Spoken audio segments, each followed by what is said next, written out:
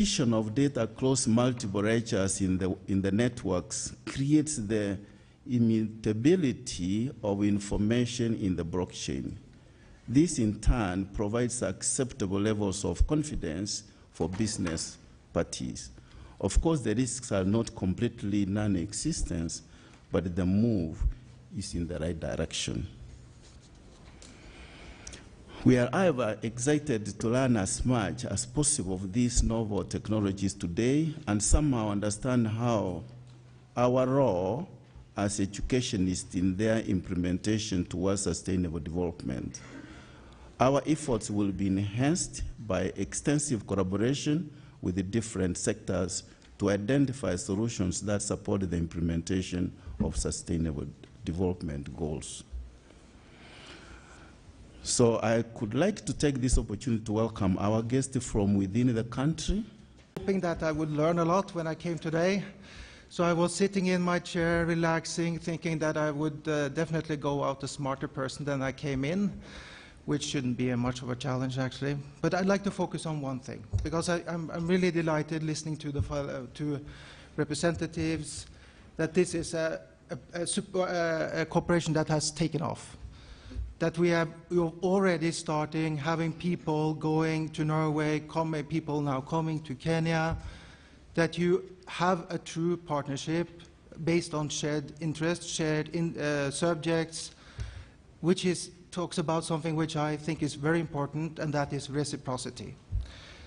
Because I think coming from a country like Norway to Kenya, there's also quite a lot of things that we can learn from you.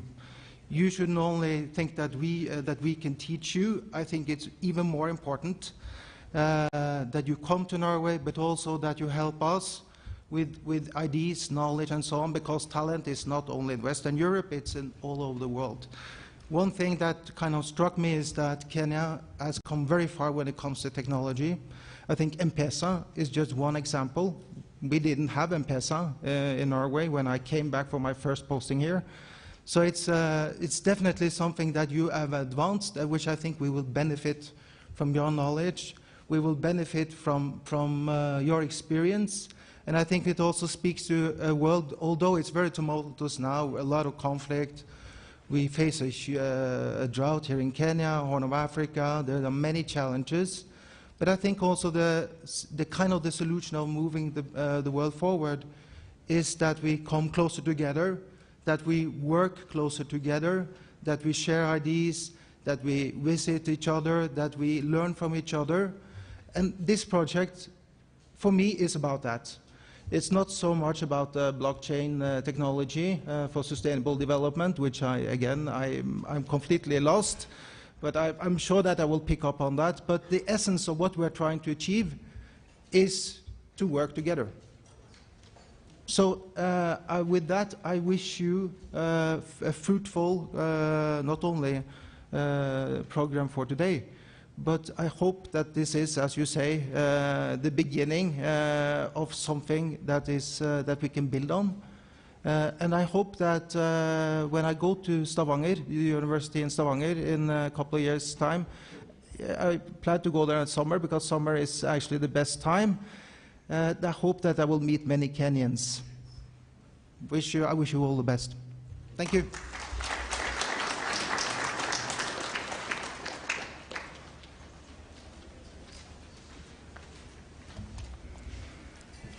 Thank you. I also wish now to invite our keynote speaker. This one I will be able to pronounce well. Dr. Frank Ndaka, who is representing the Principal Secretary for the State Department of Higher Education and Research in Kenya. Dr. Frank.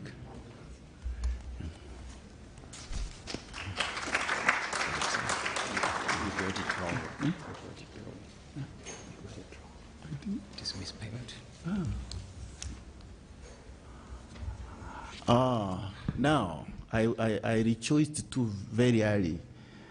The name is misspelled. It is Frank Ndakala. So there is an L at the end. Sorry for murdering your name, but you are right. Yeah.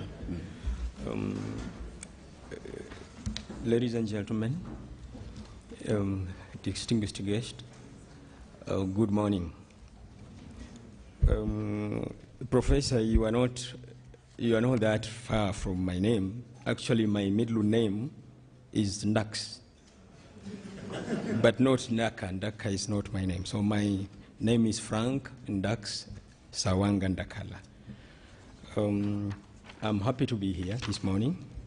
And my task here is simple. I have a speech from our Principal Secretary, Dr. Beatrice Muganda Nyangala. I am a health researcher from the ministry. The ministry have two functions, education and research. So I come from the research function. I'm a health scientist, as I said. And apart from being a researcher, I lead teams in the national contact point for the STI, Science, Technology and Innovation, African Union Development Agency program. I'm also the national contact point for Horizon Europe. I don't know if this program has some activities under Horizon Europe. So, but I am the national contact point for the health program, not the other disciplines. I'm also a member of the Laikipia University Council, and as a researcher, I'm running the Pfizer Global Medical Granting, about 15 referral hospitals in Kenya, and basically we are relying on. That is where I hear a lot of blockchain. In the future perspective, they are projecting that blockchain will help resolve issues, especially in the areas of medical records management. So, ladies and gentlemen, allow me to quickly take you through the speech by Dr. Beatrice Nyangala, Principal Secretary, State Department for University Education and Research. Your Excellency Anne Sheina, Minister, Councillor, Deputy Head of Mission for the Royal Norwegian Mission in Nairobi, Professor Bitange Ndemo, who is joining us virtually, KCA University Vice Chancellor, Professor Isaiah Wakindiki, Deputy Vice Chancellor, Professor Joshua Bakakas, Deputy Vice Chancellors, Professor Joshua Bakakas, Professor Damiana Kieit, and Professor Vincent Onywera. Our guest from the University of Stavanger, Norway, partners of Norwegian Partnership Program for Global Academic Cooperation, other invited guests, ladies and gentlemen, good morning once again. It gives me great pleasure to join you today for this insightful panel discussion about blockchain technologies focusing on higher education in Kenya. But before I get into the subject of the day, let me commend KCA University for being the focal point for the Kenya-Norway Mobility Kenomo project. It's such an honor for this university. I am happy that through the Norwegian Partnership Program for Global Academic Cooperation, KCA University has established a long-term sustainable relationship with the Stavanger University in Norway and the University of Nairobi, Kenya. Ladies and gentlemen, education is about sharing knowledge. When people from different countries are involved, it becomes even more enriching. That is what we should strive for as a country, where our teachers and students can learn cross borders, where our skills and experience are mutually recognized, and where we never stop learning, especially with each other. As a ministry, we encourage institutions of higher learning in Kenya to follow the footsteps of KCA University. We encourage them to forge partnerships that are beneficial to both parties. Ladies and gentlemen, with regard to blockchain technologies, in the current higher education value chain, universities have considerable control.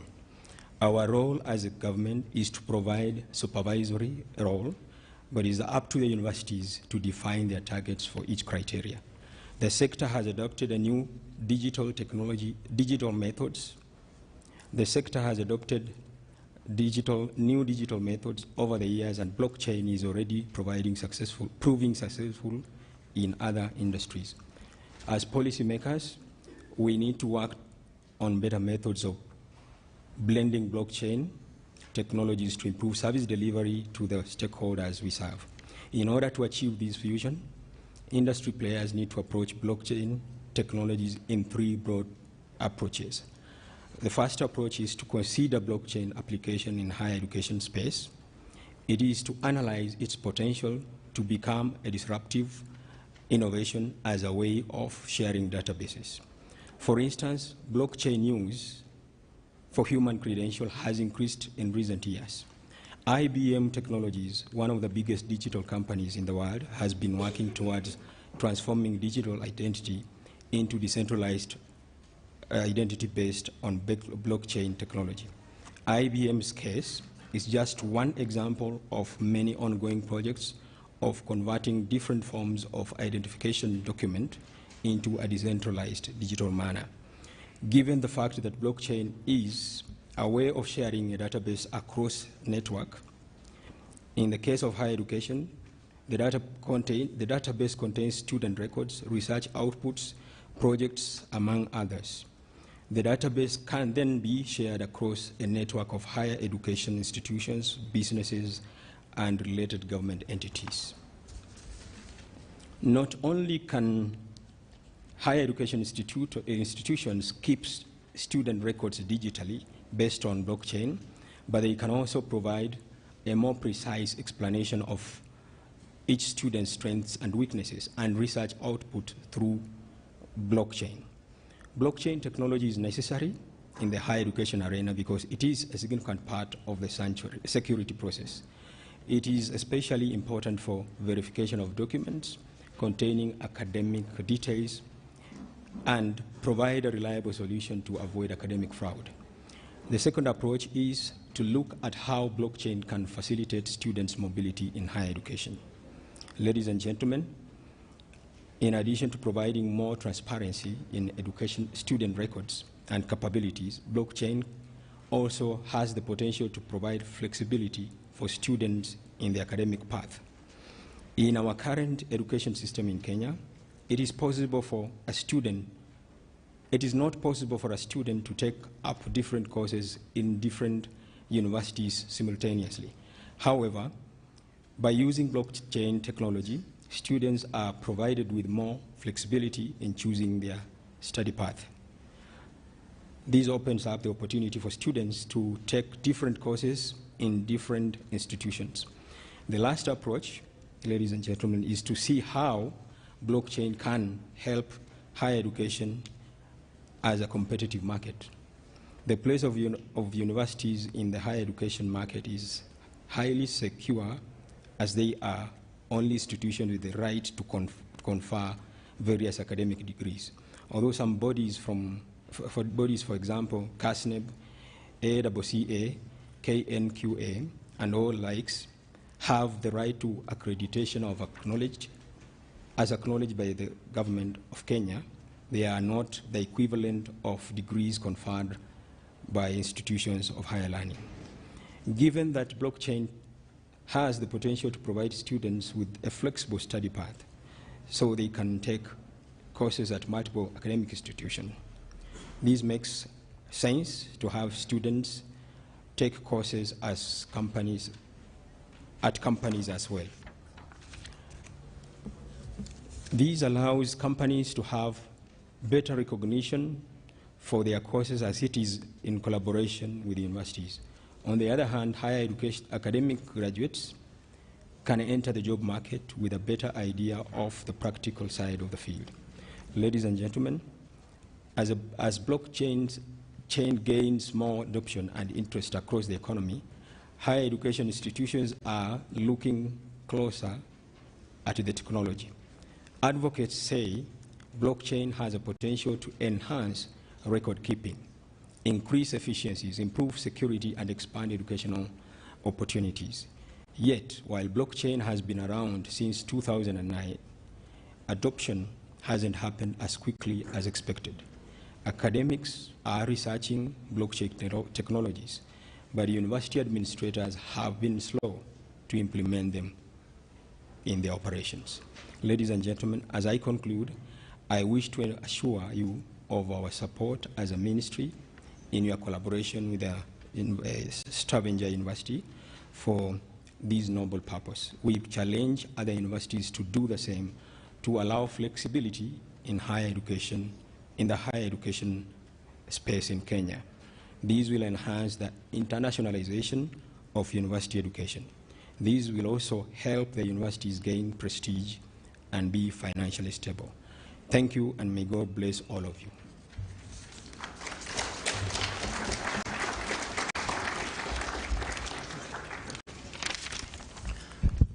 Let's put our hands together one more time for our distinguished speakers. With a lot of humility, I would like to ask all of us to be upstanding and clap for ourselves. Please let us be upstanding. Yes, in no particular order, let's clap for ourselves.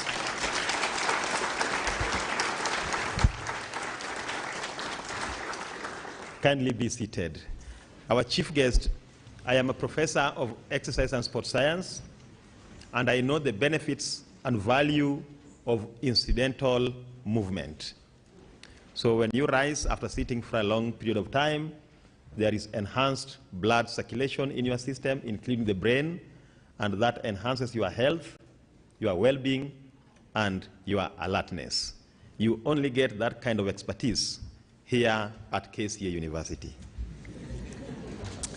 This is not the beginning of the end, our chief guest, but it is the end of the beginning. And at this juncture, we'd like to move on to the next activity in our program, the panel discussion.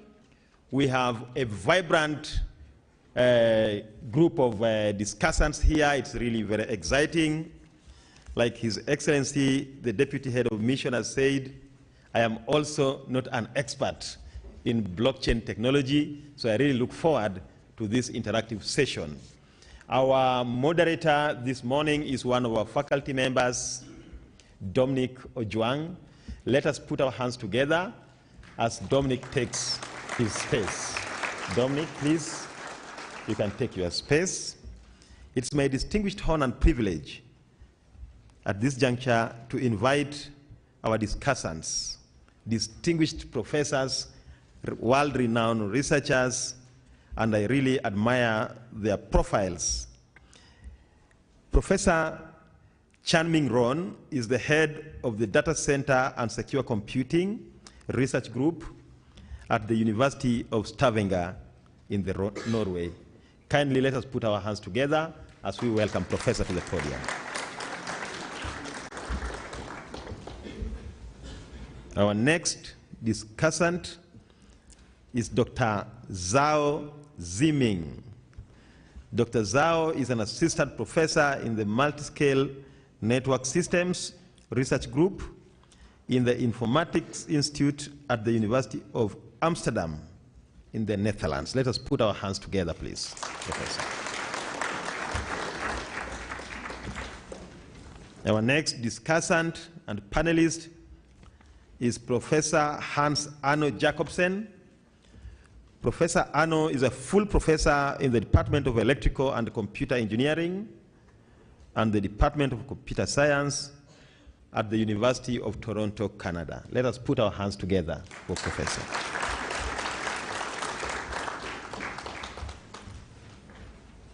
Thank you.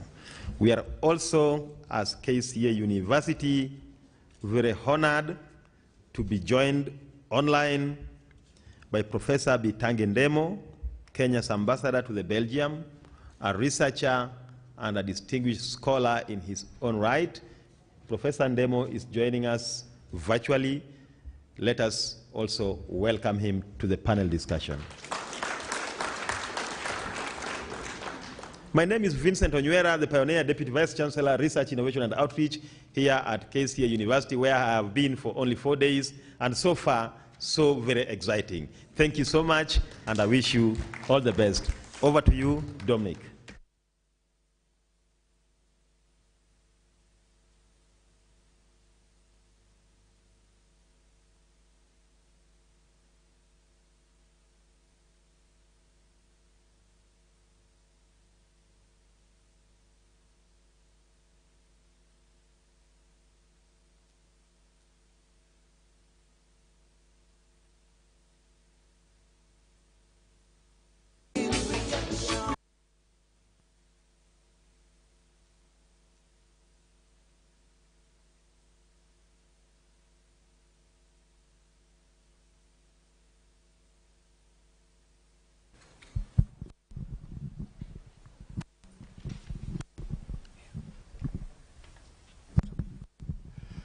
Thank you very much, Professor Onywera, and thank you for introducing the panelists. Can we give them the first round of clap as they get in? Actually, you can see they are top professors, so the debate is going to be hot. Don't you think so? Thank you very much. First, we'd like to get this discussion kicked off by one of the Kenyans. That is Professor Ndemo, is currently in Belgium. Professor, are we getting hold of you by any chance? I am here. I don't know whether you can hear me. Yes, we hear you, but a bit from a distance. Audience are not yet getting you clearly, so we give you 1 minute to try to work on it on our end. Is it clearer now? Okay, thank you very much. So, Professor, we want to welcome you back to Kenya, at least virtually. So the first question I want to pose to you is a simple one.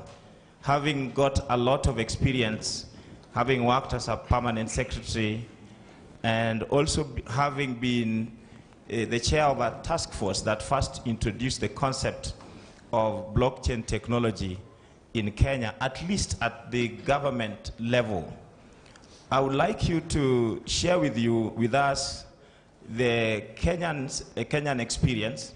What are some of the challenges that you identified in that work, and also going forward? And also, what are the prospects, so that the panelists can get the perspective of where we are in Kenya in regards to blockchain technology and sustainability. Welcome, Professor. Thank you. Thank you so much for this session here. I am very happy that we are beginning to discuss this in the academic circles.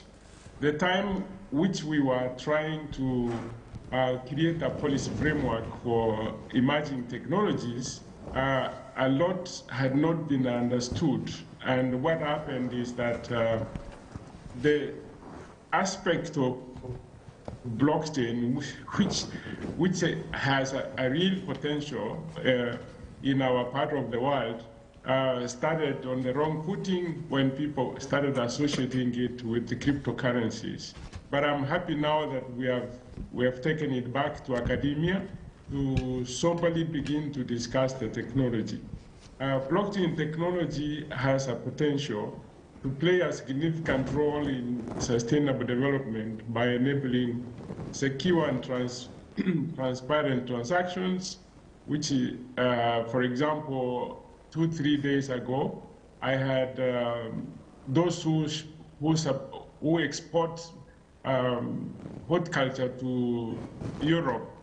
And one of the requirements from the European countries is that they want to track and trace from source to until the time the product lands here.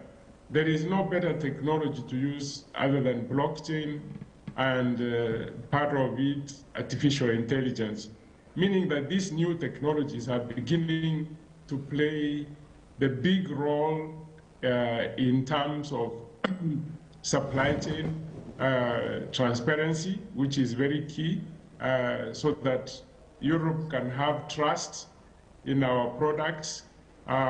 We need now to be able to explain it in the simplest way how it's going to play a very key role. The keynote speech recognized education, the application of it in education.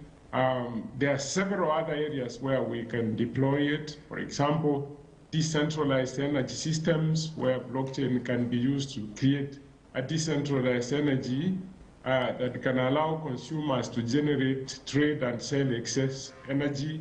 That means that we can get into the spaces of, say, solar energy, where one can generate and be able to sell it to a neighbor or neighbors. Land registry, I need not to say more about land in Kenya.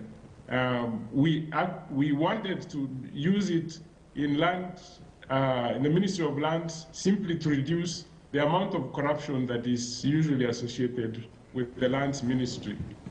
Most countries that have used it, especially in that aspect, have actually improved transparency. There are several other areas I can list, but one of the most important that we need to work around now is to solve the problems with the micro, small, and medium enterprises, where we can use the technology to provide like microfinance platforms which would enable individuals. This is what I call the M-Pesa moment. M-Pesa has disrupted our part of the world, but we have an opportunity to get deeper into provision of financial services, create greater inclusivity. I can go on and on. I don't know how much you wanted me to say, but that is the impact of blockchain, and it's great that academicians are beginning to discuss it instead of the street languages about blockchain and cryptocurrencies. Thank you indeed, Professor. Thank you very much for the insights, the experience from the Kenyan perspective, in fact, practical experience. We know that you can speak a lot to this because this is what you've been doing quite for some time, and you continue doing it now. I just want to ask Professor Jacobsen. I would have difficulties. I will pronounce your names based on my local language. So, very close. Am I doing well? Thank you very much. So you've done a lot of work in this area from, particularly you have a very clear perspective of what is happening in Canada, and you've done a lot of academic work in this area. Some people think that blockchain technology is disruptive and also transformative. And so when you try to build a link with sustainability, then people start wondering, is it possible? Because this thing is highly disruptive. Any thoughts on this? Yeah, thank you very much. First of all, not all blockchains are equal. That's a very important takeaway. Now, when we talk colloquially about blockchains, then most of us immediately associate cryptocurrencies and humongous amounts of wealth. That's the first thought that the popular press started to seed in our mind. But there's much more to that. And there's two types of blockchains primarily. One is this cryptocurrency driving type of chain, and then there's a permissioned platform, a permissioned type of blockchain. And the applications that we just heard about in Kenya, it is my sincere opinion that these type of applications can only be enabled by permissioned blockchains. And there are enough architectures available about permissioned blockchains, but they haven't found as much proliferation as the Ethereum, the Bitcoins, the type of blockchains that created this cryptocurrency and other craze. Now, in terms of the academic research, our own work has focused primarily on permissioned chains, and they're based on very deep algorithms. They're based on very interesting research challenges in that respect. When I first heard about sustainability in the context of blockchain, I thought you would be asking about sustainable blockchains, because the Ethereums and Bitcoins of this world, they're not necessarily sustainable in the sense of energy and cleanly and nicely using energy. Quite the contrary, they're not sustainable in that sense.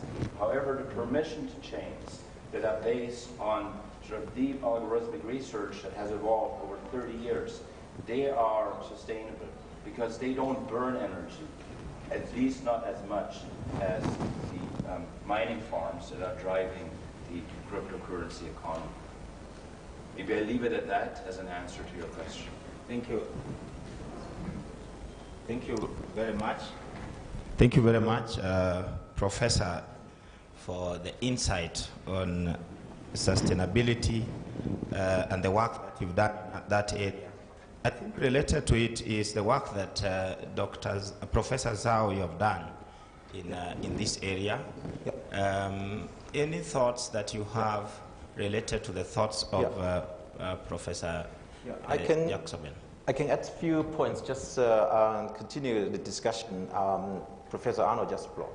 To me, the sustainability and the blockchain, and we can at least identify 3 levels.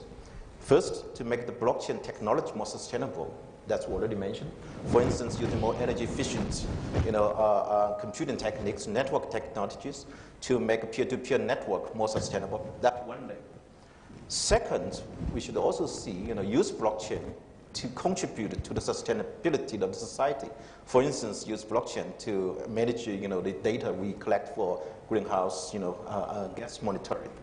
And that is also kind of, let's say, blockchain sustainability topics we should think about. And more important, of course, that's the one level higher. That is how to make the blockchain application itself more sustainable, not just technology, but also the application. Think about how to have today's blockchain.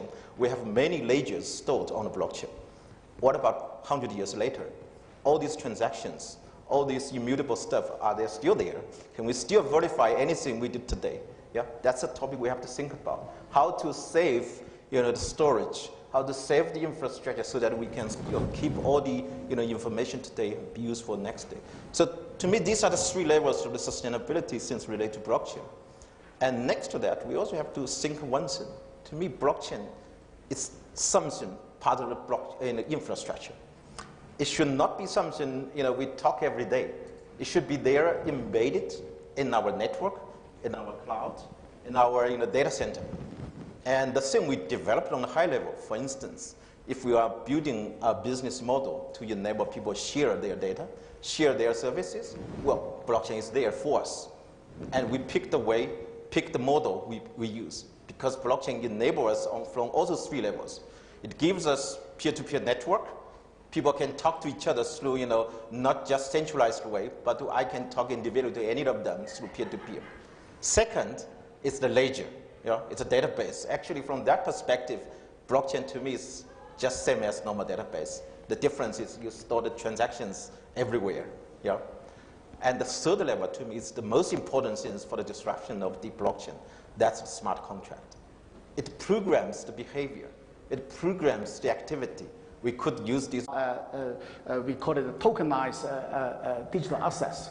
So this digital assets is not just data. Data is one digital asset, but there are also the model, especially this program is about knowledge sharing. So the knowledge sharing is not just educational knowledge sharing, but also the digital knowledge that you gain. So this has a high value, high impact for our society. So we have been doing some real project on the health, especially Frank was mentioned about that. You couldn't see any project. We have a project that was recognized by the Norwegian digital broadcast, the NRK, the newborn time. Astrid Elizabeth knows that is our favorite project to talk about. So actually we are monitoring the newborn babies.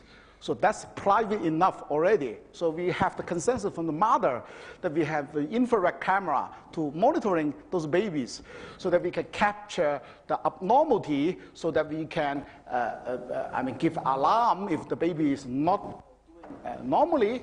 Actually, we are collecting videos, so that's something we could also probably talk about. We collect some video from Tanzania, Nepal, or of course also hospitals in Norway.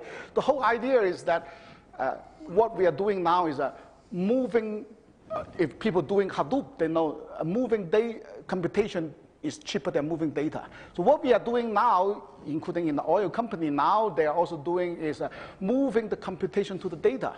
So we do not need to let the video leave the operation room.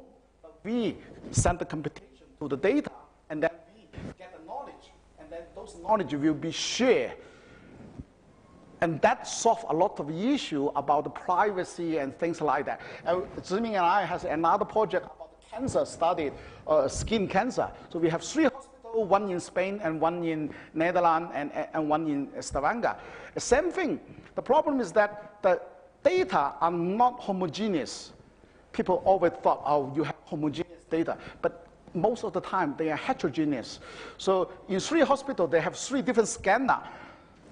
And then you have 3 different formats, 3 colors, resolution, but they have the same cancer. You want to build a model for the same cancer so that when the model is ready, then we can use it in North America, we go to Asia, will be also applied. So this kind of, we call it knowledge sharing. Knowledge sharing, how can you build it up to have on a heterogeneous database, not a homogeneous. So that's something that really kind of important to build it up. I believe we have a lot of, we just started a journey about this kind of sharing, AI sharing. Remember, not just data sharing, but AI sharing. That will be what this blockchain can bring us. So. Thank you very much, because you've been leading quite a bit of work in this area for those wonderful insights. Professor Ndemo, in case you are still there, I know you are to go in for another meeting, but I have this question about what is your experience about the legal framework in Kenya for development of sustainable blockchain technologies?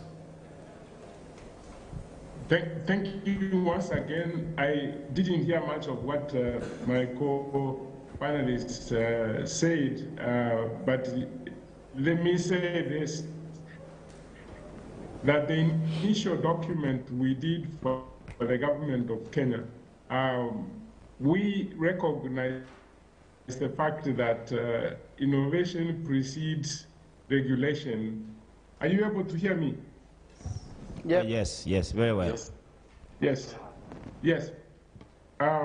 We created what we call sandboxes, meaning that the researchers can play around with the new innovations while working with the regulators before they can bring out the product. There is nobody who can provide a product that can be regulated instantly, because from research you have to do some iterations before you get the real product that you are looking for. So in Kenya we don't have legislation yet, but we recognize that it's important that we enable innovation and recommend that we have those the sandboxes in place to enable research to continue and do something. For example, I know a number of people are trying to help the farmers. For example, best areas where blockchain can be applied and make real impact in society. And so we had hoped that all the regulators within the space can agree to a legal sandbox so that the products can be developed. Thank you very much. Just a follow-up, just to get a perspective, Professor Jacoben, you have been working quite a lot in Canada. And what is your comment on the regulatory framework? How has it favored development on projects in the area of blockchain technology and artificial intelligence? Thank you. In terms of the regulatory frameworks and innovative IT solutions, it's usually that the regulatory frameworks are far behind of What is going on in the innovative space. And for blockchains, there's no different. What happened is cryptocurrency took over the world, took over Canada, and the regulatory frameworks didn't exist. And so it was the Wild West of anything goes. And a few years later, then regulation was put in place. And it started with know your client, and became much more sophisticated than just knowing who your client is and tracking who your clients are. You needed to track where your clients are coming from, and you needed to exclude certain regions, and so on and so forth. So the regulations are catching up with the technology, but this is primarily for the cryptocurrency-based blockchains. For the other blockchains that I've been advocating for, there's very little sort of regulatory guidance. And maybe there doesn't need to be too much regulatory guidance in order to support innovative applications, like it was mentioned here by your colleague, on tracking digital assets, on managing these digital assets that flow through a supply chain, or even physical assets that flow through a supply chain. I think there's not as much regulation required.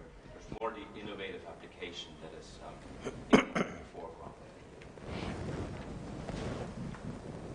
Thank you. Thank you very much.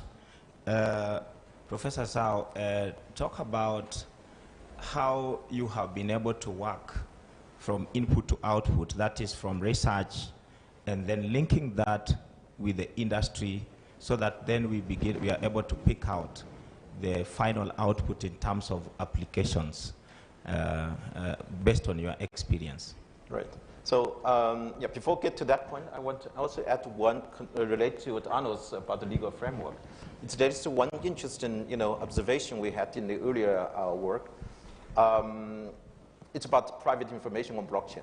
So at that time we had a discussion with the Dutch government. What blockchain should we promote to have the national infrastructure to manage this like a service marketplace for different SMEs. And there was a topic actually raised by some researchers. Say, okay, if today we agreed, we put some private information on the blockchain, and then we agreed on that for today's legal framework, we do that. What about a few years later, due to the change of the legal framework, that information is not allowed to put on the blockchain anymore? Are we allowed to take this out from the blockchain? Yeah. Of course, that fundamentally violates with the nature of the blockchain, because blockchain, we always say, it's immutable. Yeah? It's something always transparent. If someone has the right to modify the transactions from the blockchain, is that still called a blockchain or not? Yeah? This kind of discussion, actually, we keep having that in the blockchain innovations. To me, that's also the nature of the blockchain innovation. It's really kind of bottom up. It's driven by the innovations, by this crowd kind of nature of the the peers who join this network. And we had a project actually start with the legal with the law faculty last year. So that is can we detect, if you have an operation of blockchain, can you detect what is we call legal anonymous? What are the risks there? If there is a risk, can we find what is the best practice in a legal framework to treat it? If not, can we define some new laws, new rules to guide that? Yeah. So this to me is just like what Arno said. And legal framework is much behind the innovation actually we see from the blockchain technologies. And relate to the question I got about how to connect from the research to the innovation to the actual industrialization later. Blockchain, of course, has a very important role there. To me, lots of innovations are driven by a couple of things. Firstly, it's advanced infrastructure, like cloud computing. Nowadays, if you don't have cloud, do not have advanced internet, it's very difficult to realize your innovation. Second, you need people. You need crowd, massive participants to join the effort to be part of these innovations. And blockchain basically is a kind of framework, gives you possibility to program the rules for the participants by following this rule, which is not controlled by any centralized authority, but is based on the agreement of the community. Yeah? And then you be part of it, you make transactions, you follow the rules, and then you make certain business activity. These rules could be the things like, let's make an auction on certain things. Yeah? Smart contract on blockchain can allow you to program it. You could use this to do the quality of the service monitoring for the transaction of the service level agreement. All this, to me, blockchain give you the possibility to program it and also enable, like, the source of the innovation, like the people who invent the AI models, people who invent the algorithms, they own the intellectual property. How would you allow these people put their intellectual property on the blockchain to collaborate with the other people who do not have the technology, but they know the business story? Yeah? And blockchain gives them the framework to make a trade of these intellectual, let's say, the intelligences, so that at the end they work together and they still have the way to audit which part belongs to whom, and then make the success of that. To me, that's, it's really the potential we need to explore from the blockchain. Thanks. I'll stop here. Thank you very much. Amongst us here are students, and they are thinking about, if I'm working in this area of blockchain, look at what are the opportunities in that area. How is that landscape changing? Professor Rong, you Yes. have worked on this extensively. Yeah, especially here is a business school mainly, right? So Joshua and Simon were last time going down. Now is the Bitcoin, right? Because the price just drop. But what's coming up now? So for you as a business school, so you have to know a very old or has been around for a while, something called BIS. If you do not know BIS, unfortunately, you shouldn't be in business school. Yeah. So if you look at their just in December, so they have the annual meeting in Lausanne, right? So what is the speaker of the technology they are talking about is something called CBDC. So if you do not know CBDC, Google it. Central bank digital currency. So that's on the rise now. Even the Norwegian bank, the Norwegian bank, they are also working on it. We have been discussing with the Stockholm Innovation Hub there. So it's on the rise. What are they focusing on? At least something that our group is working on is so-called tokenized assets. So that was the things that we were talking about. So how do you tokenize the digital assets? Not just data, okay? Remember, data is only one type of assets. You do have a lot of knowledge. Well, you could also have a lot of model and AI. All those can be commoditized, okay? So how do you do that? In addition, based on a platform that is legally operational across border. So don't just look at your own country's law, because if you are doing a global business, you have to across the border. So how do you, across the border, have the legal framework enabling that? So that's also a very big challenge. So as I said, it's just the beginning of the whole journey now for the student. Blockchain can help to do a lot of those stuff. In addition, the decentralized, a lot of people thinking about decentralized is kind of anarchy, but actually it's not. Our society is organized in a decentralized way. The university here is one cluster, and University of Nairobi is another cluster. So Kenya as a country is one cluster in Africa, and Norway is another cluster, something like that, right? So we build up in this kind of hierarchy. So decentralized is also very good if you look at internet. Internet is a network of networks. This is what we call internet. It's about survivability. So look at what's the war going on now. So they can take out a lot of power station, the transformer mainly, and then the whole region lost power. When you don't have power, you don't have modern technology available to you. So that's why we are also promoting in our project. Actually, we have one project, it's called Trade RES. It's a European project. Together with Imperial College and the German Space Center and the TNO from Netherlands, we are building this model for localized solar panel. So how do they call the virtual power plant? How do we use the blockchain to manage all these digital assets in a way? So actually, power plant is the most complicated system in the world. Why? Because every time you plug in, you expect 220 volts. You do not want 300 volts or 180 volts. And to balance that is not easy. And a lot of the algorithm have to go in to balance when somebody put power, when somebody use power, you have to balance. So the whole thing, you can manage it by the blockchain so that the global view, the whole grid is still balanced.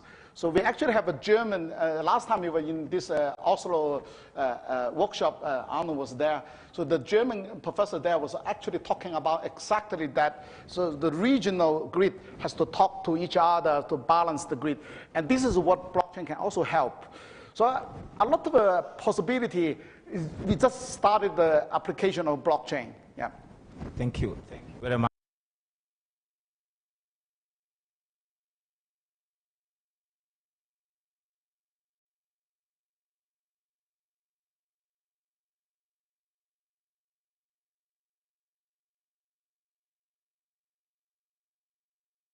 That is directed to Professor Ndemo is leaving shortly, I think, at 11:30, and we would like him to leave after he settled you.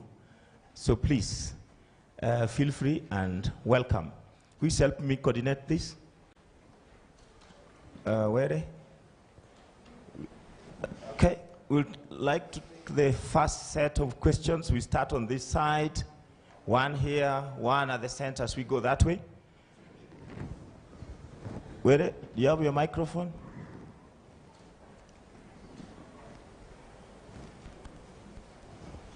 I can donate mine. So just raise up your hand and yes. You introduce yourself, say your name, and if you're studying here. Hello, my name is Geoffrey Kalonzo. I'm a student, a Bachelor of Science Software Development. My question is to Bitang Ndemo. We know that the government has planned on the rollout to access to internet within the next 5 years, and especially 100%. And internet is a challenge, especially in Africa, to enable the fourth industrial revolution, as the government is setting up this new plan to connect people to internet. What do you think will be the outcome in relation to blockchain technology? And also, as we are adapting widespread internet connection, we are seeing in some place of the world where people are being paid to conserve the CO2 emission in Germany by planting more trees. We are seeing in some place in the East where people have created digital banks based on recycled bins and plastics. What do you think we can do here? Do you think we can also, because we are now having access to internet and we'll be giving out data, do you think that will raise some financial inclusion on our part as youth? Because I'm concerned, if today I want a loan, I can't be given because I have no assets. But then with this new technology, do you think something will change? Actually, you have asked like 5 questions, but let me see if I can answer all of them. I think I want to reiterate what the last speaker said about tokenization. If you understand it in very simple language, like if you go to rural Kenya, for example, and put farmers together, once they have taken their tea or coffee to the factory, they usually are given the kgs.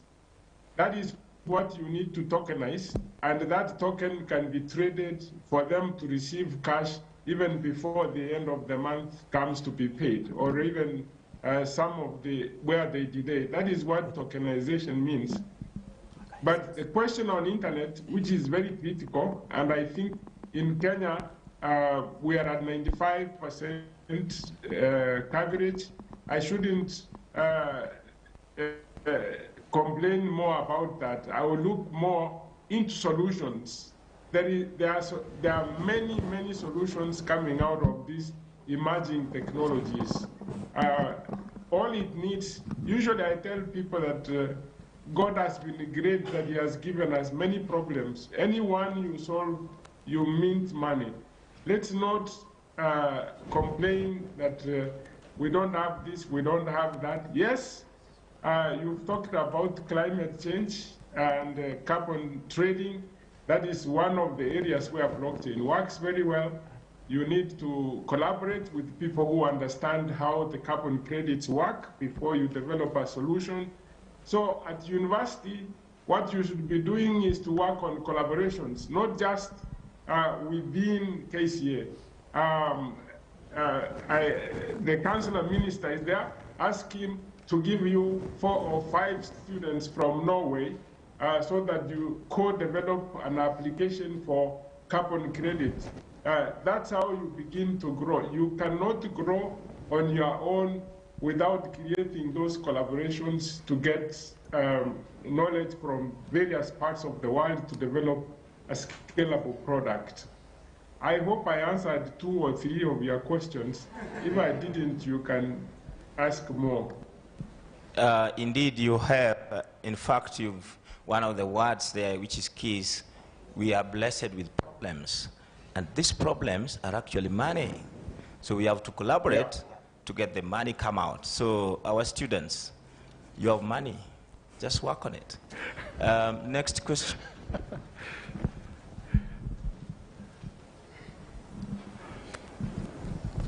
So, good morning, everyone. Okay, personally, my name is Wycliffe Osano. I'm a 4th-year student in KCA University pursuing a degree in cybersecurity and digital forensics. So, basically, I'm sure on board we have top researchers.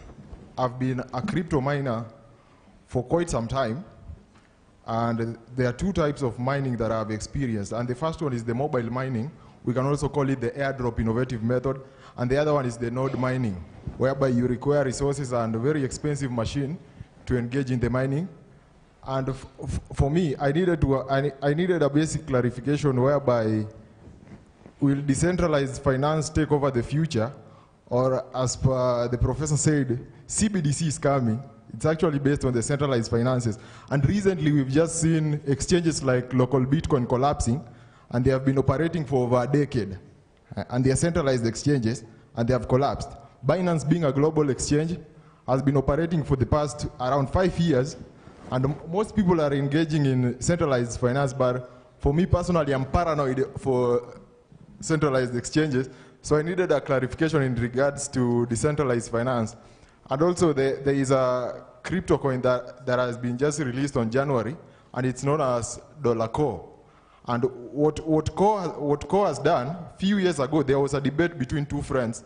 At the time, one was the Bitcoin maximalists, who were top concerned about decentralization and the future of security of blockchains, and the other one were the Ethereum maximalists, who were mainly concerned about the composability of Ethereum and the smart contracts. So how Co came up is that the Co system decided to combine the best aspects of each blockchain by combining both the scalability and composability of Ethereum plus the decentralization and security of Bitcoin.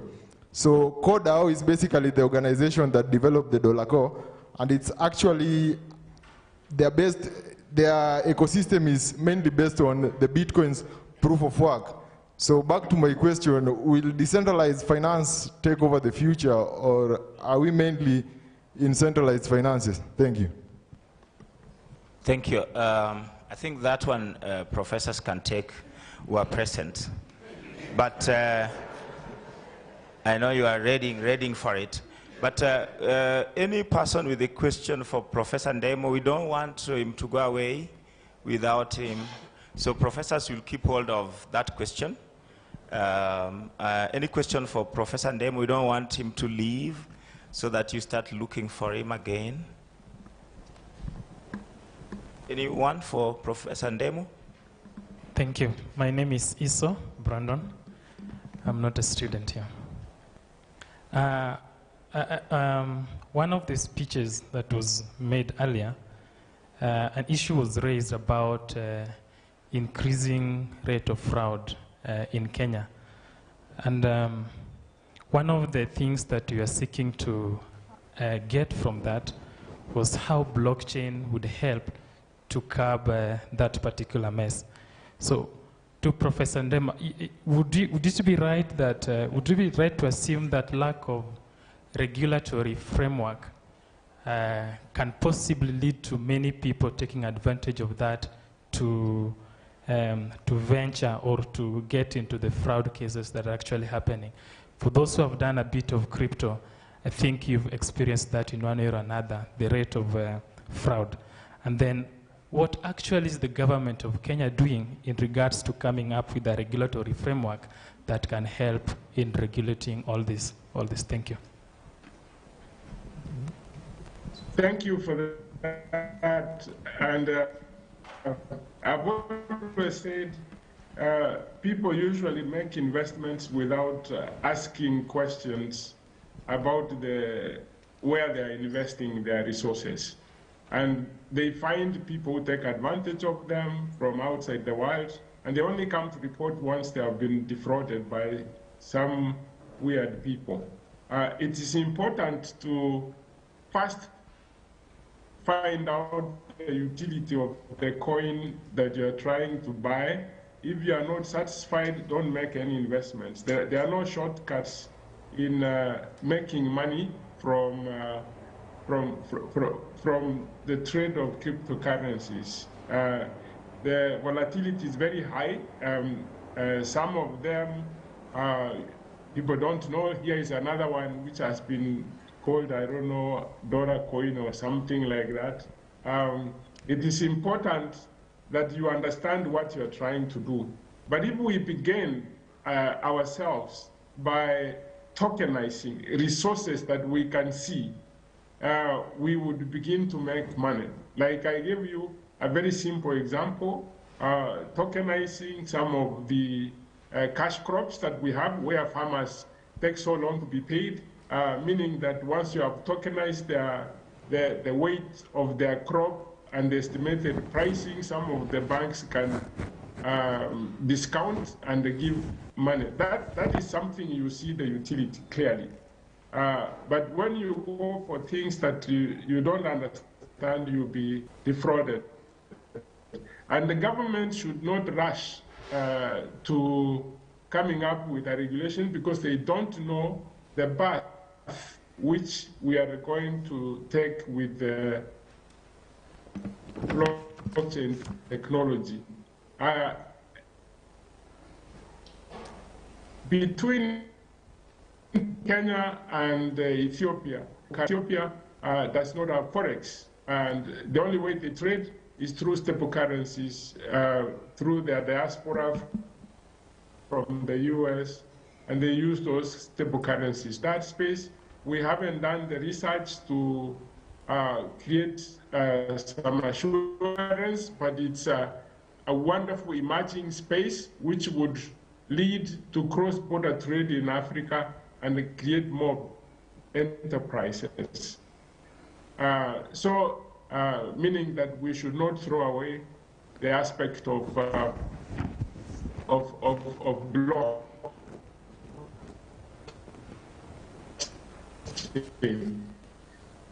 Last but not least, prominence. Right now we have a big problem with money laundering across the world. And what would end up solving this is technologies like blockchain, only that they are getting resistance that it may block.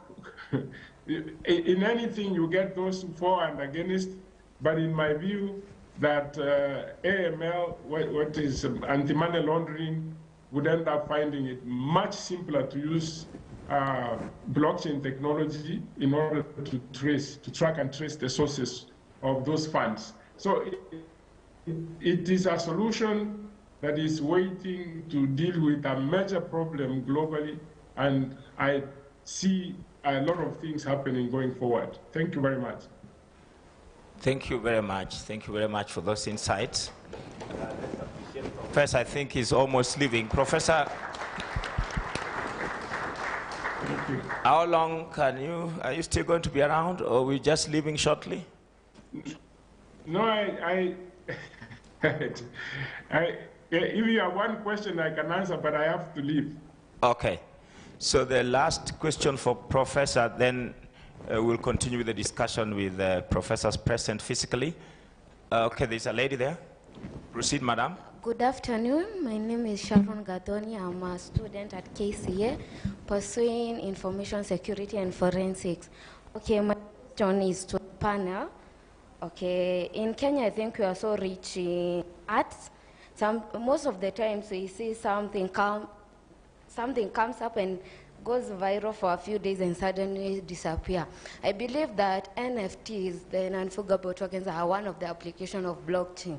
how can we use these NFTs to our advantage to improve ourselves and to ensure that the art remain to benefit even our future generation? Thank you. Thank you very much. Professor, you want to respond to that? Yes, I'll answer that and then I leave. And I thank you for the invitation. There are some works that are going on non-fungible tokens, especially in the space of art, where it can be shared. I know there are people working in that space to enable some artists to gain from their work, and it's going to come. Once it comes around, people will begin to understand how the NFTs work. At the moment, most people don't know. It's just the name they hear, NFT, but it's going to work. It's going to happen.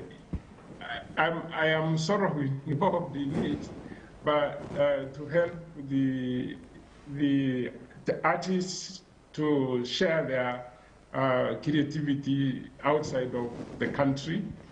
So once it begins to work, you are going to see a lot more applications of the technology.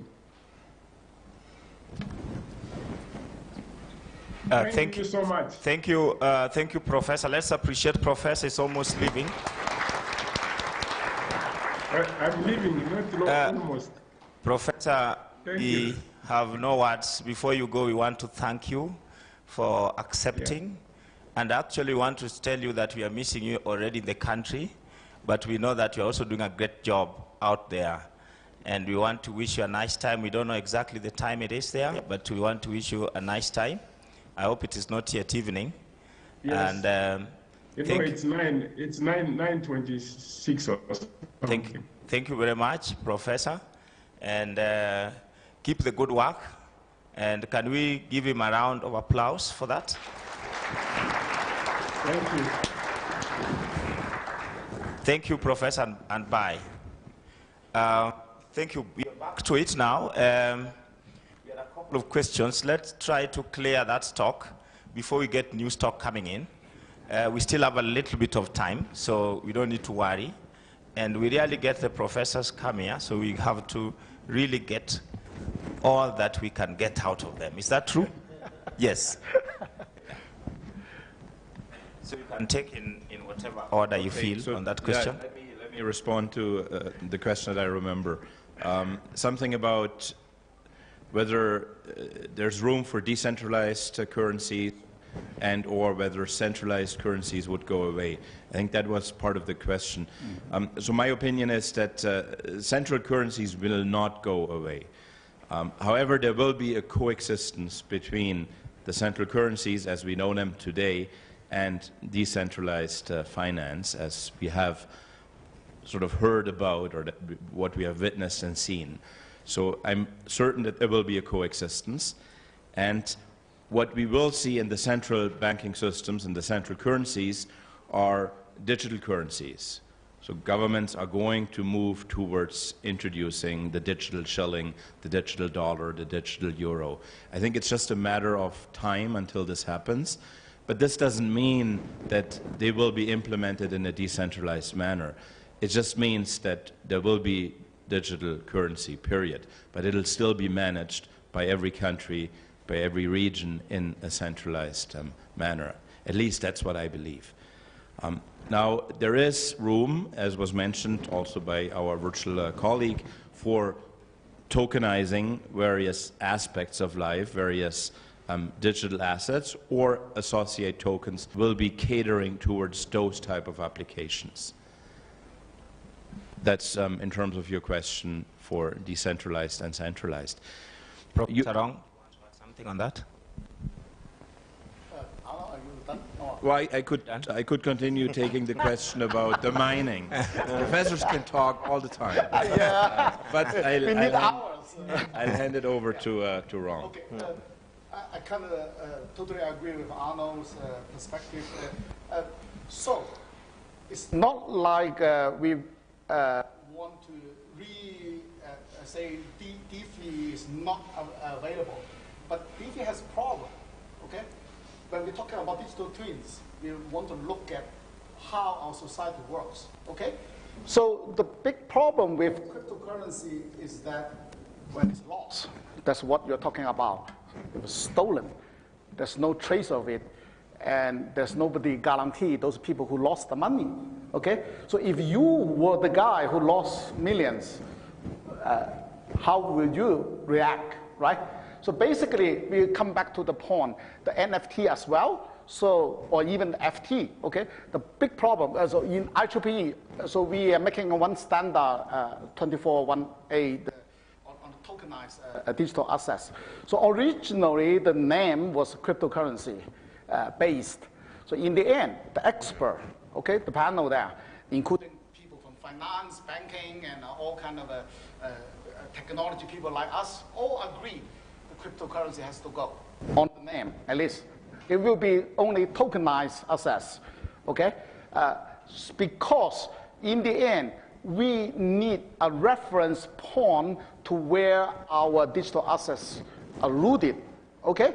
Otherwise, how can you guarantee? Okay, think about, again, Bitcoin, 51% can win. That's very dangerous. You are talking about land registration, okay? I own this piece of land. I thought I own it. Suddenly, 51% of all the other miners decided this is not mine anymore. What are you going to do, right? So you lost your root. Then it's a problem, okay? So I believe the technology will very much alive, but it's just those kind of anarchy way of doing this kind of a solution is not for the benefit of the most people. Maybe benefit of some people, but a vast majority need the root to be clear. Where is my digital assets coming from? Can I sell it? And the people who get it, they want to trust. This is the anchor. Yeah. And I could also add just two more points here. So one is if you look at the situation in China a few years ago, this crypto market was extremely hot. Almost all the the middle-aged ladies you see in the markets, they're part of the game. Some of them made lots of money. Most of them lose the money. And of course, later Chinese government just make one rule: all these things has to disappear. That's one we observed. Second is you could have lots of this kind of token or cryptocurrencies you owned in this virtual or blockchain ecosystem. But eventually, if you want to use this to buy anything in the real physical world, you still have to exchange that to the fiats. And if there is no central government to decide the actual value, all the things you can say you own a lot, but then you will not be able to use this to buy anything, isn't it? So these two things has to be connected with a guarantee. To me, the central bank, basically the meaning of that is to give you the guarantee of the value. The country, use their reputation to guarantee that. That's why people choose to believe the central bank. In the short term, I don't believe this decentralized finance system is going to replace that. Probably will never be possible.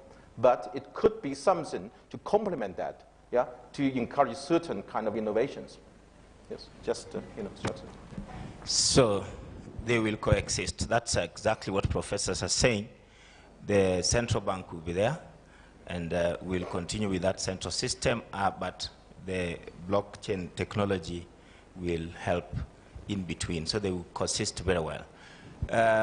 Did you get, professors, did you get the comment from the lady? Or we bring her, she was eaten back.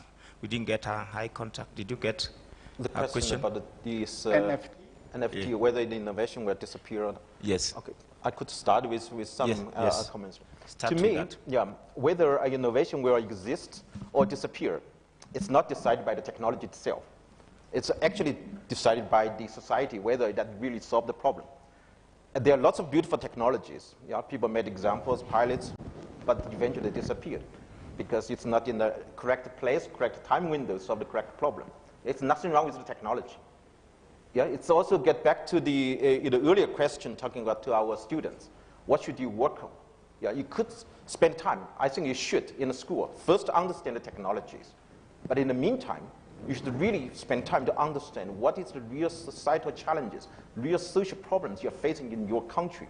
Without a clear understanding of the problem, then you could make lots of interesting things, but it's just like the NFT story. You could have something very popular today, but all of a sudden it disappeared tomorrow. I hope this gives some start. I can get a comment on the NFT because the IEEE group exactly talking about that. The biggest problem with NFT is, again, it lost its roots. A lot of people selling and buying art on NFT, in the end, the guy actually sold the NFT, don't own them, the art. So all kind of problem come back to where is the root. So they need an identifier. Okay, today when we publish paper, what do we get? We get a DOI, right? All the paper, you just search the DOI today, the digital object identifier, that's the DOI. But that's a very centralized way to publish a paper. So what we have been doing, we have been promoting also is the DID. It's actually, DID is backing both by Microsoft and MIT. They did a lot of promotion on the architecture there already. So how do we do that? Unfortunately here, you don't have the edu roaming, but if people who use edu roaming, so that's exactly one of the decentralized identity, how it works. So when we have digital roaming, so I can go, I visit the University of Amsterdam without any registration because I can go right in and get the Wi-Fi there. Here, this morning, we have to get the password. So how did it happen? It basically say, I'm Trinh Minh Rong from University of Stavanger, and University of Amsterdam said, we don't know you. Who are you? I'm from University of Stavanger. And then they check, oh, University of Stavanger is on the list. And then they will ask University of Stavanger, so is Trinh Minh Rong still a professor at USI? And then the university will say yes, and the server will say yes. And then the University of Amsterdam accept the answer from the University of Stavanger, and then I go right in, because this is decentralized. Why? Because the University of Stavanger verify my identity. The University of Amsterdam don't need to do that. But they can rely on that to verify, and then these things will exist. Okay? So same thing, I mean, this kind of decentralized identity will connect it with the NFT. So this is what we are promoting in the tokenized solution. This is exactly the open source we are promoting, we call the open infrastructure as code. So you need to identify all the digital assets. What's the digital assets? Your data, your algorithm, right? Maybe some computational power that you own. We heard about edge computing now. It's not just cloud computing, it's edge computing. In the edge computing, it's almost like mobile phone. You go to the other side, and then you will want to use the other side's infrastructure. But in the end, there will be a kind of a sharing algorithm on the cost, right? So the whole thing is how do we identify the iPhone, the phone today using the SIM card, right? So they have identified. That's the core of the whole, how you track the digital assets. So with this, I think that blockchain can offer a lot in the domain. So, thank you very much. This is what the professors are doing on a daily basis. So if you give them a chance to talk about it, they can talk about it for hours. And this is interesting. Professor, Professor Jackson, you wanted to speak a little bit about just NFTs? A taste, so that we get a taste of what's happening in Canada on what the professor's been going on. So what's happening in Canada in terms of blockchains? Yes. I mean, I think blockchain sort of research, distributed ledger technology is pervasive. It's all over the world. It's not specific to one country. Now, having said that, I mean, many of you probably know that one of the key founders of Ethereum is Canadian. Now, in the meantime, he moved somewhere else for obvious reasons. Now, there is an ecosystem of innovation in Canada that has been fueling the blockchain space. But I'm a firm believer that due to the internet, these ideas spread very quickly, and once an idea is born and it's unleashed, it is picked up everywhere. So there's very little localization other than what I just described, in my opinion. Now, Canada, of course, like many other governments, are also thinking about digital currencies, the Canadian digital dollar, but I believe it'll take some time and some more convincing until this is actually happening. Now, in terms of the question that was asked before in NFTs, nothing specific Canadian here, but I think an NFT is a nice, cute solution, but we're still looking for the problem. That's my opinion about NFTs. Now, I have, pre-NFT, I have heard some very interesting business models. Now, they're fairly complicated, and I think that's why they haven't taken off entirely. I spoke to someone who was thinking about having tokens, some digital currency that is backed by diamonds. And so then when you invest into that product, you get digital tokens, but these tokens are backed by diamonds. So what you can then do is you can order a diamond ring from the closest jewelry store that you favor, and you pay with your tokens, and they use the diamonds that you own. Now, unfortunately, that model hasn't taken off, but it's a model whereby the digital assets are fully backed by something real and physical. Now, this is pre-NFT, but I haven't seen such models really flourish and take off. Thank you. We open it up again so that we get a few questions. Okay. One on this side.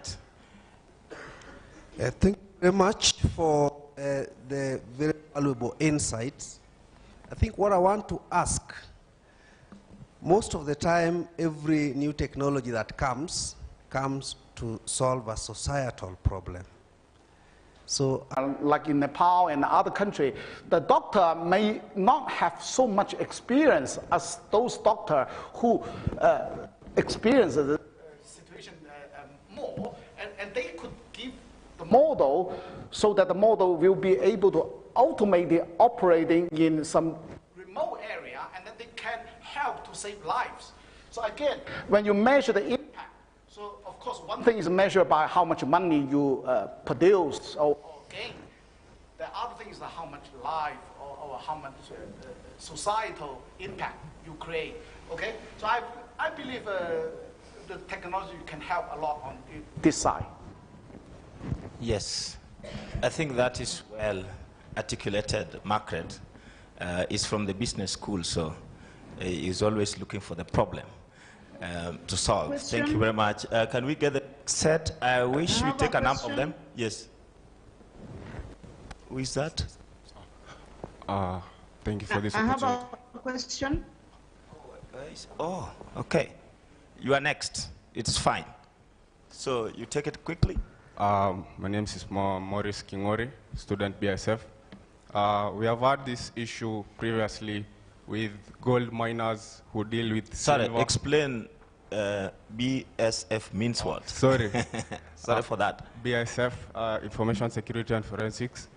We have had this issue with gold miners, gold traders, and the manufacturers who supply the gold and the minerals to consumers.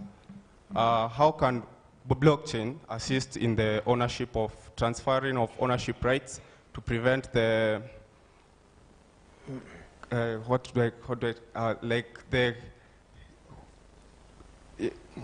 the fake gold from being sold to individuals?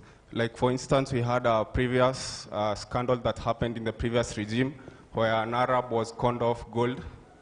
And how could blockchain assist in the transfer of ownership from the supply of the gold to the person who has bought them, and so that they can know it's legitimate and it's not fake? Thanks. Yes, that's a supply chain question. We hold a little bit. We ask the lady to make a comment. Professor, if they are related, then if we find the questions are related, then you will deal with them in that way. Okay? Madam, proceed. Where?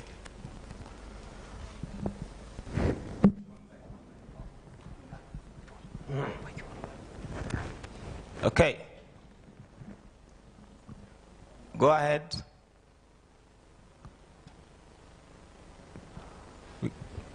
We can't hear him. Is it me? Yes, now we hear you. Proceed, thank you. Yes, I have one question. Dr. Konga from the Western Campus. My question is this. I know blockchain is a form of innovation, and as we all know, innovations come with disruptions. Have we been able to identify any disruptions that have come along with this blockchain? And if so, what is their effect on the developing countries do not cause the world another bigger problem? Then number two, blockchain may rely so much on energy. And we know that generally developing countries have a lot of struggle in as far as energy generation is concerned. In what ways is blockchain going to make this concept of developing countries struggling with sources of energy is concerned? Thank you. Those are my two questions. Okay, let's deal with two. The first one was on supply chain. How do we supply chain for gold? Let me answer some of the questions. I didn't fully understand what was mentioned online. But before I go to the supply chain question, let me try to give my answer to what problem a blockchain solves. And I have a short answer. I think a blockchain gives us trust in an a priori trustless environment, in an a priori decentralized trustless environment. So engender trust in a trustless environment. That is what a blockchain gives us. And the mechanisms that I play establish that. So I hope that's a short answer to the question that was asked, and hope you get what I said. Now, we all know that blockchains have been touted as an archetypical solution for supply chains. Many discussions about blockchains will always bring up a supply chain as a good example, as a good application. And I would agree with that. However, the problem with what was mentioned here in terms of the gold or in terms of the diamonds or in terms of other physical assets is you need to establish the unique linkage between the physical asset and the digital asset. If there is a way to uniquely timestamp or uniquely identify your physical asset, for diamonds, we know this is possible. If you have a diamond, you can shine a laser at it and you get a fingerprint that is uniquely tieable to that particular diamond that was mined. And that fingerprint you can digitize and you can put it on the chain and you can track it. Now for gold, I don't know if that is possible. For many other things, it's also not possible. And so then the problem is, how do we establish the correspondence between the physical object and the digital asset? And if there's no unique correspondence, then a blockchain is as good as just using a centralized database. We don't have a solution at that point. So establishing the correspondence is key for the case of gold. So there we would have to ask a geologist or a chemist whether that is possible. Yeah. Thank you. Gold is gold. The other question which was asked from Kisumu Western Campus, is our campus, is on whether blockchain technology is disruptive in nature, and if yes, are there risks, and how do we control for these risks? I think that's the question she tried to bring out. Professor Sao, you can deal with that. Good. So I start with the second one. You asked disruptive technologies. To me, this, of course, blockchain is about trust, but trust has different levels. If you think of the public blockchain, where you assume no one trusts anyone else, then the most stupid, consensus algorithms like proof of work will be adopted. But for certain applications, you do not have that kind of strong assumptions. You actually already have a semi-trust. For instance, if you want to have a blockchain for the universities to do digital objects sharing, and universities, of course, is a kind of a legalized entity in a country. The members of the university, they naturally have trust among themselves, probably not close boundary to the other universities. For that, if you adopt the blockchain technologies like a permission blockchain, which has semi-trust, then you do not have to use these so-called proof of work consensus algorithm. You could choose much smarter ones. If you do that, the energy consumptions and the time consumers for reaching a consensus, they will all be optimized. Yeah? So to me, that is one direction we have to think about. What is the nature of the problem, and how to get there, and what is the best way to solve it. That also connects to the previous question. We talk about these physical world and the digital world. So far, most successful stories of the blockchain, these are all on-chain. If everything is digitalized, blockchain gives you lots of beauties. But if you have half of the things which is outside the blockchain, how to solve this we call last mile problem? Just like a mobile phone infrastructure, isn't it? You could have your nice mobile phone with the connection networks, but if you're in the countryside, how to solve that last mile sense? Blockchain have the same issue there. We have been in different projects, like using blockchain to enhance the logistics for supermarkets, to solve these, to trace the vegetables. There's a project we did in China, but most of these projects failed because the last mile problem, we cannot solve that. We do not have the way Arno mentioned to link the physical entities with the information on the blockchain. From that perspective, we also have to be realistic. Blockchain is not a silver bullet to solve all the problems. It is nice to solve these digital world issues, and you still always keep in mind, off-chain information, on-chain information, how to keep them consistent. We still need extra technologies to build that links. Yeah. So I hope this answers part of the question. Yes. Do we have any other online question? Oh, let's deal with physical online. Whether you check for us if there is any, then you alert, so that we deal with that. We balance the debate here. So yes, whether there's a lady there who wanted to speak. Hi everyone. Hi. Oh, proceed. Right here. Okay. My name is Evelyn Modoni. I'm a KCA student taking Bachelor in Applied Computing. I have 2 questions. My first concern, I wanted to ask, how did you guys handle that as professionals in blockchain, considering that you have the GDPR?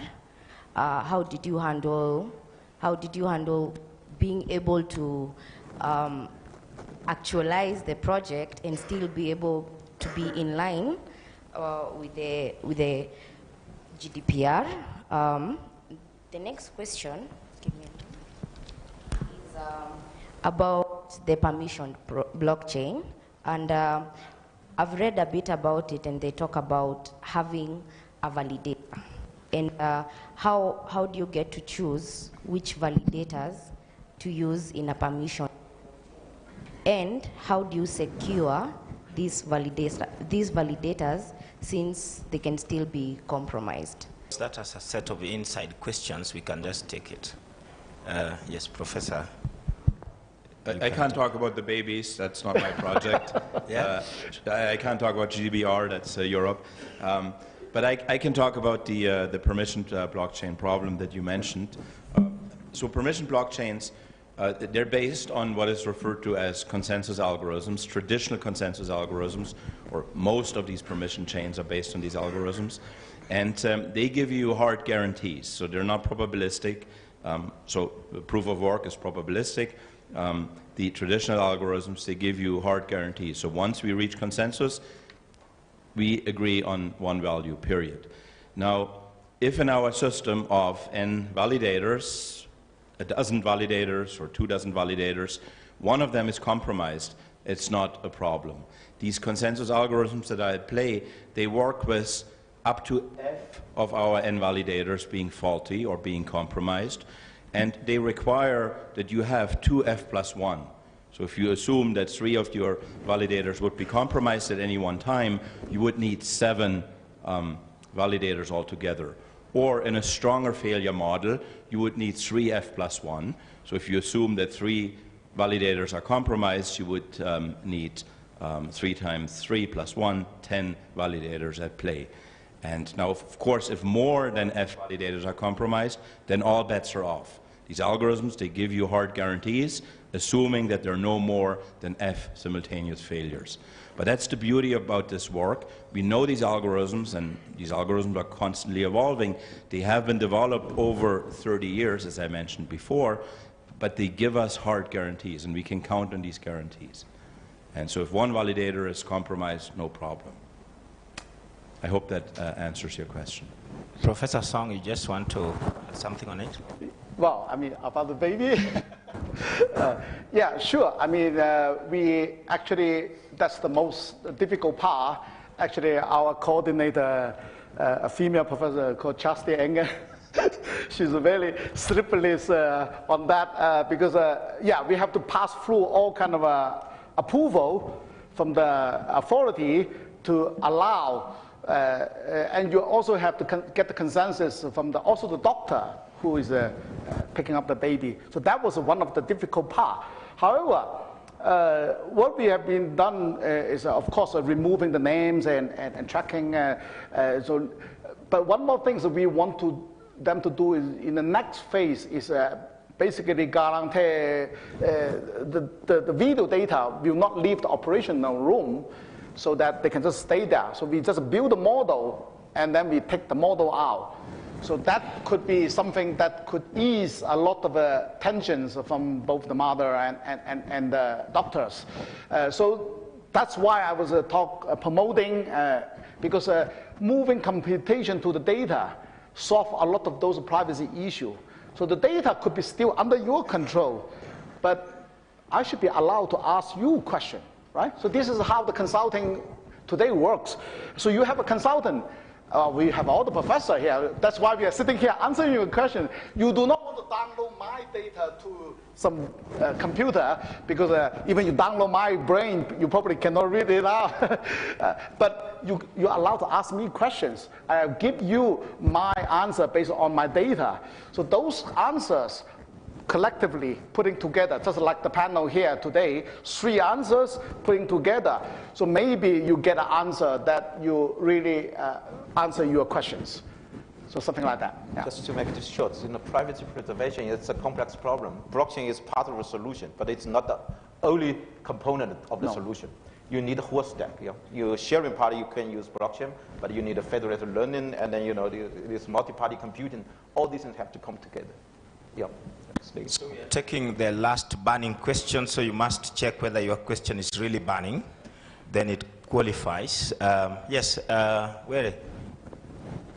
The lady, sorry, gentlemen, the lady has made a lot of effort today, so let's see her. Then you come, don't worry. Thank you so much. Let me move closer. My name is Damaris Ndira, and among the many hats that I wear, I'm a sustainability and strategy practitioner as a consultant. And for the sake of our panel, I am also an alumni of the Swedish Institute and so the board chair of that network. I have many questions because my understanding of blockchain is limited. And so I will just ask one. In the recent past, we are seeing a lot of content on ChatGPT, okay? And so the burning question is, how is ChatGPT going to disrupt the blockchain ecosystem? And secondly, being a sustainability enthusiast in the humanities sector, we know that blockchain is giving us a lot of big data, okay? So how are we strategically putting in sustainability efforts to ensure that the human mind is not affected by a lot of psychological switching? Thank you. We can take another one. Let's take 2 professors so that we get a number to deal with quickly. Okay, proceed. You can step a bit in front so that we get, the professor gets the eye contact. Yes, thank you. Hello everyone, my name is Antonina Achieng, a student in Information Security and Forensics. So my question, I think I have a couple of questions. So the first one, I have read about the Web3 in India, and the 2022 study says that only 121 women have a position in blockchain as per India? So we can tell that we have limited spaces for women. So what is our position as women in blockchain? That is the first question. The second one, we have legal frameworks. You touched upon it. So I was curious, who defines them? Because we have said that blockchain is decentralized. So who defines them? And is there any set of universal laws that govern them? That's all. Oh, we are attempting a big one, the last one, then we see. Good afternoon. My name is Calvin. I'm doing BSF and I'm also an inventor. So I have a question. We know Kenya is Silicon Valley of East Africa. And me and my friends, we have come up with we are trying to solve a certain problem of insecurity with the current trends in Kenya. And we were asking different stakeholders, can you guys come and help us? Because we are doing it under Microsoft. And we really love to get other stakeholders to help us develop this app. Thank you. Yes, I think that's enough for now. Where we stop a bit, we will take up these first three questions. I think the last one is more of collaboration, which might be picked up by the dean, but maybe the professors can have a comment on that. So sustainability, the issue of ChatGPT, artificial intelligence, is it connected? Is it disrupting it? And a lot of data is coming in. Is it sustainable? Yes. Well, these are all great questions, but yeah, I'm glad it's almost over because they're very hard. So. You mean the ChatGPT is over? So, I mean, I honestly believe that ChatGPT AI is just one can of worms, and blockchains is another can of worms. So I don't fear or I don't feel that there would be any disruption between ChatGPT and blockchains. At least I can't sort of immediately see some obvious link. Now, having said that, I have seen work that publishes parameters that define AI models on blockchains to make them available, to make them broadly available, and to make them verifiably available. So I've seen applications along those lines. So they exist in the federated learning space and in other AI modeling spaces. So that's a serious application that makes sense, but has nothing a priori to do with ChatGPT, except that the latter is also based on a massive model with many parameters. So that's the answer that I have for you in terms of AI and blockchains. So for the connect with Arno, what you just said, I do see a number of opportunities to connect these two things. Because in the school, in my own university, we actually had a lot of discussions about the bachelor students, should they be allowed to use ChatGPT to do the assignments. And of course, the debate is still ongoing, but more or less we come to a conclusion. This is the kind of tool we should allow students to try that, use it, but it's on the condition they have to be honest to cite that. Yeah? If they explain this is based on ChatGPT, okay, they can use it. But that comes to another issue. ChatGPT as a dialogue technologies, yeah, it's evolved from GPT-1, GPT-2, GPT-3. Now it's 3. It's based on all the open data and using the open AI techniques. How to allow the user of the ChatGPT to explain, why I get this answer, what this, how to explain the output of it. So this is a challenge. Whether we can use, blockchain to somehow to embed this on the ChatGPT. Of course, I don't know the answer, but I would say this probably is something we should look into it. Yeah, to make sure how the answer is derived from all these open sources, documents, whatever, to explain it. Second is, if we look at scientific conferences, some conferences already allow you write your paper with some paragraphs generated by using ChatGPT. But it's on the condition you have to also cite it. You say, okay, this is a paragraph, I wrote it, but with help of ChatGPT. But if this is a kind of thing we allow that, whether we should also improve our publication system, just like what we did using DOI, position identifiers, to trace all the citations, can we also make ChatGPT as a source which we can, cite the output with particular question you ask, so that people can repeat it. Because reproducibility is one of the fundamental things for science, isn't it? To me, this would be the two connections, Maybe we should look into this, think about how to deal with this, one of the new disruptive technology. There probably will be new one come tomorrow or, the day after tomorrow. So Professor Song, I think you can talk about women. So do you feel the same, that only 121 women in India have a position in this area of blockchain? Do you feel that from your experience? Are women coming on very well in this area? And then who defines this blockchain? Oh, I don't think the gender is an issue. Actually, in Europe, we, in addition to male and female, we actually have the third.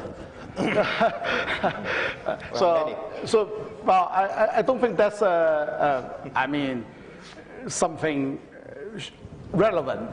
I know a few professors who are female professors working on blockchain become very famous as well, and on the consensus algorithm and all those. So I totally encourage you. There's no gender limitation there, and should limit yourself.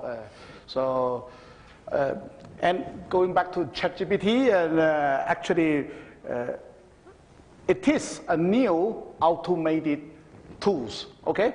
But what's the problem with ChatGPT? The problem is that it gives you an answer, okay? One solution. But it doesn't give you the solution, okay? So the problem is that it built on data, they not citing where the data coming from. Using Google, they at least give you the web pages, and then you will go and verify which one is more matching your need. But ChatGPT gives you a solution. So the problem is that if you are not an expert, you get a solution. The solution can be the wrong solution. It could be some solution. It could be a correct solution. But you cannot distinguish that, okay? But if you're expert, why do you use ChatGPT to write the paper, right? So in the end, it comes back to the problem again. Where are those roots coming from? Your decision, okay? When we write papers, we do have citation where my argument or my conclusion based upon, okay? So ChatGPT don't give you, they give you a title, we believe in this. So take it or leave it. So that's the problem. So that's where I can see blockchain can connect it to ChatGPT and make it better. So maybe we can block GPT, something like that. So that name is taken, okay? Benchmark. Anyway, I do believe there's a lot of opportunity to connect these two. Yeah. Yeah, I have one more Indian student for you who happens to be female and is working on blockchains. She wrote 2 excellent papers, so there's one more. But I think the point here is that we all need to do something in order to change the equity equation in our programs and to simply increase more gender balance and other diversity. There's no simple answer to that. I think we all need to do our part to increase that. Okay, thank you very much. Of course, the ChatGPT can also give you a wrong answer, as the professors have indicated. So our students, you have to be very careful. You may get it, and also you cannot cite the source. So a lot of problems, but I think it will come with time. There's a small question that was put up by the lady on sustainability, on the fact that distributed ledgers end up generating a lot of debt in themselves. Is this really sustainable? You mean the sustainable ledger? Actually, the two type is the type that is the public ledger. the Bitcoin based upon that's consume a lot of energy when it's a permissioned, or the private ledger, and that's actually very efficient and don't create any big problem. But you have to think again also actually what the blockchain can bring when this automation I was talking about happen, that actually can reduce a lot of energy consumption or work, that unnecessary work. So you have to consider how much is saving as well. So we in our new petrol center, it's called petrol center, but actually is one of the national center on renewable energy or carbon capture is one of the things. So we are together with the oil company to pump the CO2 back to the ground. So that's also something that maybe Kenya can also consider, because I understand there's also oil production here. So when you have oil production and then you suck up the oil and then you have a vacuum down there, what are you going to use the vacuum for, right? So you have to pump liquid back there, so keep the pressure so they come up. So this is something we are working on, and well, instead of pumping some kind of liquid back there, so we're pumping CO2 back there. But pumping CO2 back there, there's other consideration, because CO2 mixed with water become acidic, and then it can eat all the rocks and then make a hole that was not there. So we have to kind of have a geological survey of the area as well, right? So what we are doing now is we propose, at least with Equinor, we are doing this carbon capture calculation, so that from each side, so you collect all the CO2, and then because they are going to build a pipeline from Germany back to Norway, and we are proposing them to on each factory, based on how you use your energy, burning their gas, and then we will know exactly how this CO2, and then we can measure that, because measuring the CO2 will also mean money. 1 ton of CO2 is almost 1 barrel of oil price. So that's something you can consider, and that's also for sustainability for the global carbon capture as well. So. Yeah, I would just add one point, because besides, when we talk about sustainability, don't only talk about the sustainability of the energy. Blockchain also needs to be sustainable. After 50 years, do you still have the ledger stored somewhere? Yeah, this to me is more important. Yeah, we have to think about what's the the incentive to encourage the nodes, yeah, to keep storing those things, even there is very few users use that. Second, you have to also think about from the preservation of the digital assets. In the big countries, the developed countries like UK, they have digital curation centers to store all these digital documents. To me, the blockchain should have the same discussion. Who would be the responsible party to store those assets, even that is not directly save the energy, but we have to pay for it. Otherwise, after 50 years, all this information will be gone. Yep. Thank you very much. We are coming to the end in 1 minute, unless there's something burning, before I give professors to make their closing remarks. Yes, behind you there, we can take, professors, we can take 2 more. You have sat for a very long time, contrary to our Professor Onywera. Good afternoon. My name is Emilio Ogega. I am an information security and forensics student, and also I'm a podcaster and also a blockchain security enthusiast. So my question is about okay, we are talking about the development sustainability of blockchain. And one concern that we have is that how secure is blockchain? And on the part of the technology students who might want to venture into the blockchain field, what opportunities do they have in the blockchain field, like in terms of blockchain security? And also, I'd like to offer a free blockchain security course. I'll tweet it on my Twitter account. So you'll follow me. I am Emilio Ogega. That's my username on Twitter. So I'll tweet a link for the for the blockchain security course offered by Alison. Thank you. Thank you very much. Last question, if there is any. Okay. Anybody who wants to ask a question so that I balance out this? If you think it's burning and burning. This side? No. Digital? On the digital platform, do we have people there? No? So yes, we take 2, and that's it. Yes. Digital. Let's get the digital person first. The online. Yes, go ahead. Thank you.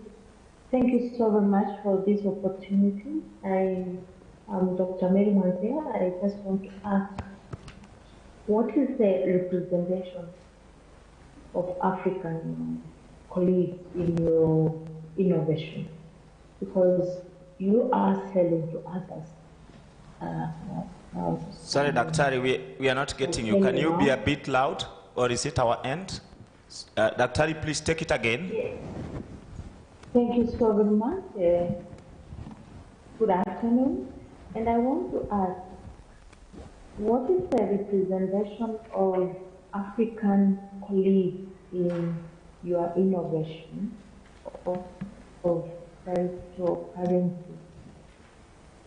Because I just see the professors who are actually here are more of the European continent. Would you be interested in getting some of these professors also from the African continent to work with you? Sorry, we've not been able to get it. You can chat it right away, and then we will take it later with the panelists. But thank you for that wonderful question. So the local ones, local means you are here, but I know you are international, right? Okay. Okay, my name is Mark Aweru. I'm a cybersecurity student, information security. So blockchain or cryptocurrency is based on game theory and cryptography. With the emerging technology like quantum computing, there's a high probability that the cryptography will be cracked. Is there any chance that the cryptocurrency or blockchain and the cryptography mathematics is cracked? We'll have a chance in that years to come. Thank you. All right. I can respond to some of those. Yes. Proceed, Prof. So, yeah, I can respond to the 2 security sets of questions. Now, many of the famous hacks that we have heard about in the popular press surrounding cryptocurrencies are not based due to the weakness of the consensus mechanisms or the weakness of the chains. They're more based on traditionally intruding into systems or stealing certain private keys to then unlock assets. Or they're based on bugs in smart contracts. So those are the popular, huge, sort of humongous amounts of crypto assets disappearing type of hacks. Now here, the more traditional ways of dealing with these security problems that I'm sure you're being taught in your curricula would certainly help. Now, there were other questions that you were asking, and let me try to answer that question first by saying that the original private keys that are behind the Bitcoin assets that are huge at the moment, they're still locked away. Nobody has been able to crack them. Now, will this be possible in the future? I think that's the second question that was asked. And the answer here is, I believe that as soon as quantum computing is able to work with large amount of qubits, then the algorithm that has sort of accelerated quantum computing will be able to unlock these keys. And then all the security that is behind the internet right now will fall on its face. Now, what should you do? Well, or what should students do? Well, they should learn about quantum safe cryptography, and they should build the future blockchains that are quantum safe. And that could be something made in Kenya, for example. I can also answer that. I teach the security course. The first thing I tell my student, security is a process. Okay? That means the security is not a product, and security is not for free. Remember that. So if you want more security, you need to pay more. And where's the balance point? How much you want to pay until you feel secure? You don't want to build your house like a jail cell and you feel very safe, right? There is a point that you stop there as secure enough. So you should not expect the key will last like 100 years. Most of the security algorithm, NIST design, and all those is 20 or 30 years, okay? So in 30 years, those things will be gone. And quantum, as Arnold already said, is moving toward the quantum safe or post-quantum, they say it. So those kind of algorithms will take over gradually. So in a way, the security is an ongoing process all the time. So you should not rely on just one set of solution. And those keys, based on the key solution, is coming to the end sooner or later, as we can see now, more kind of biometric, FaceTime, and all the other second factor authentication. There will be always ways to increase the security, but those actually increase a lot more cost. Like with the second factor. So we're just talking in our group when we're traveling here. Somebody have to get a new phone because the second factor requires the phone to authenticate yourself. If you don't have a cell phone, you cannot authenticate yourself or get into the web page anymore, right? So all those things will associate with a cost. Again, so how much cost are you willing to pay for that? Yeah. Thank you very much. Now, professors, this is coming to a closing remarks. And I want you to take it in whatever order you like for freedom. So who's going to take it first? I didn't answer the Professor previous. Sao? I would like to start, yes. Thank you very much. To summarize, blockchain is not a single technology, it's an ecosystem. It's keep evolving.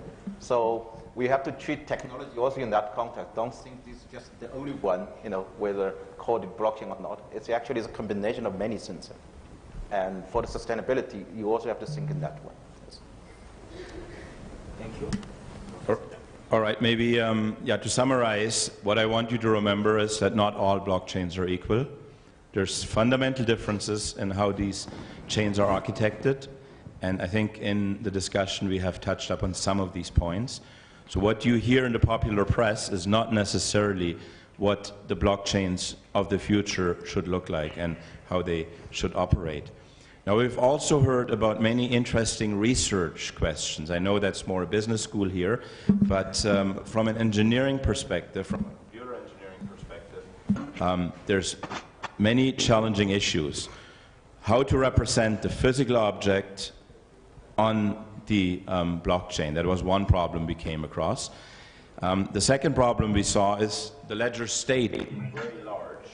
Are there ways to compress that state? Are there ways to garbage collect that state so that we can have a more sustainable data footprint in the long run? And the last challenge that came up here in the discussion is the challenge about making blockchains quantum safe going forward. Thank you very much. Thank you very much. And finally? Yeah, so for me, it's more, remember, we're concluding here in KC today, but tomorrow we still have another seminar in University of Nairobi. So you can come there and hear our talk. So something to remember when you're coming home, what did this professor say? So I gave a slogan to my group, and you can also search the TED Talk in YouTube. It's about the network is my computer. So that's the slogan. The network is my computer. You can search that, and you will find those papers right away. So the whole thing is that what blockchain enable us is not just data sharing. It's about computing and bringing those data sharing together. When the network is my computer, different than the network is a computer, because it's mine, because I control it. even when I share it, it's still mine. I can track the root. That's mine. So that's the whole thing, summarize everything. So if you remember this slogan, you will always remember why we are working for blockchain. So, network is my computer. That is where the security begins with. And blockchains are not equal. We are looking forward to building sustainable blockchains. It is work which is not completed. It's work which is going to continue into the future. Ladies and gentlemen, in our spirit of the new Deputy Vice Chancellor, we stand so that we can appreciate the speakers in an exercise-based model. Exercise-based model. How are we going to do it? Can I ask one member of the faculty, or one member of the School of Technology to come and help in this appreciation? Okola, you are close. Oh, Madara, you can take it up. I think we're going to make things much easier. For those of us who are coming from a mathematical background, we'll have what we call 5 factorial. We'll clap 5 times, then 4 times, then 3 times, then 2 times, then 1 time, and then that will be it. Right? We'll also be exercising our biceps and our triceps. Right. So we are going to give the panelists and all the people who are in this audience 5 factorial. So we are going to clap 5 times. We are going to clap 4 times. Then 3 times. Then you can continue. The last time. I think it's simple as that. Thank you very much. Great. So thank you very much. You can now have your seat. But before you leave, panelists, I would like to invite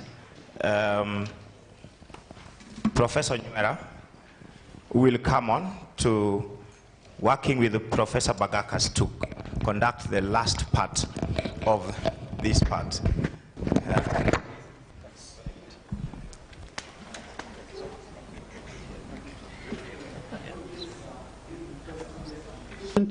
This is the last mile, you had the last mile. So we are going to go through a gift presentation session. So please, let's be calm. In the next 5-10 minutes, we'll be out of here. Of course, the students will leave. There will be a small media session, and that is why we want you to be a bit patient. Otherwise, let's not look like we are running away from a burning bus, okay? Let's just be patient.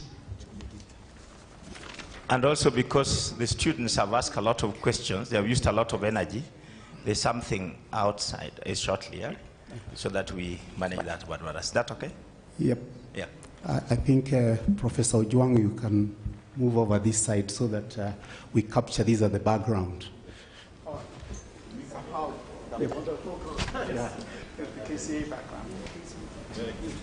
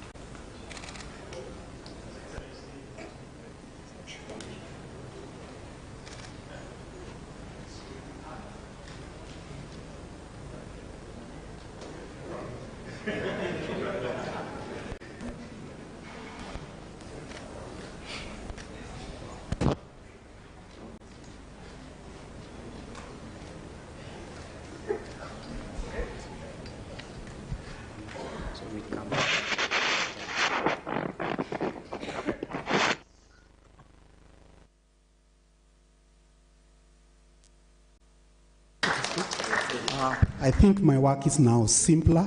I'll give this opportunity to Professor Onywera to take it up from here. Thank you. Karibu sana, Prof.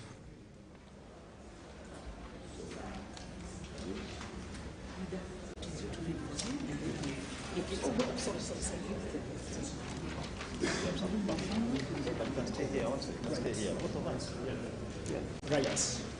As we go to this session for gifts, I think I'm audible enough.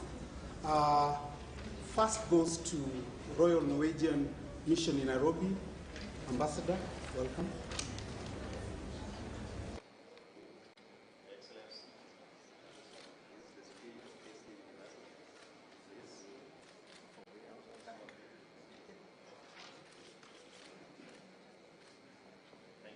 Thank you, sir. Okay. Next, Principal Secretary, Representative, Department of Higher Education, Dr. Frank Datakala.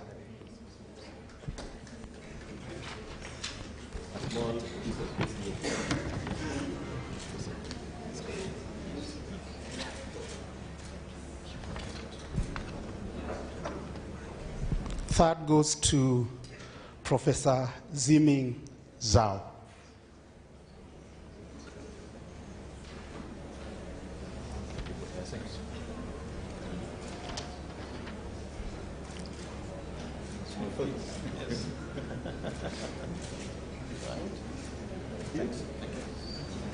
Number 4 goes to Professor Ako Jacobsen, University of Toronto.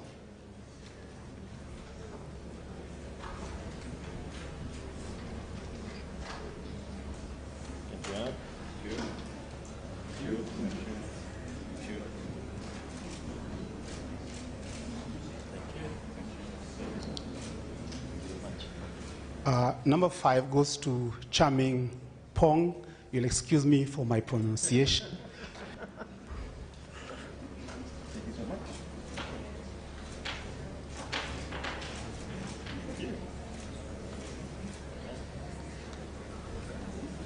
Number 6 goes to Bente Dale, University of Stavanger.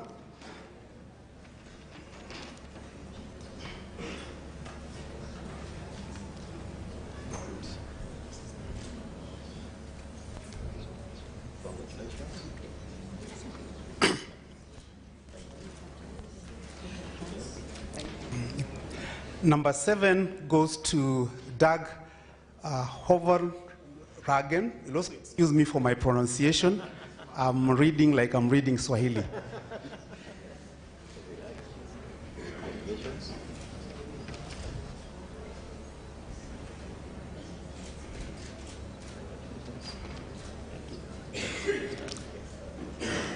Number 8 goes to Helen Hogan. You'll also excuse me for my pronunciation. I hope it's the right pronunciation. It was quite good. Oh, gracias.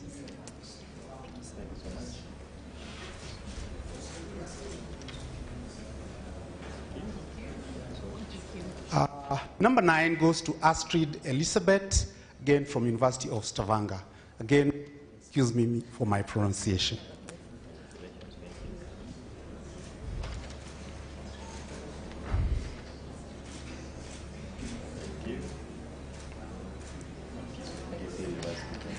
Last but not least goes to number 10, Professor Agnes Wausi, University of Nairobi, UON.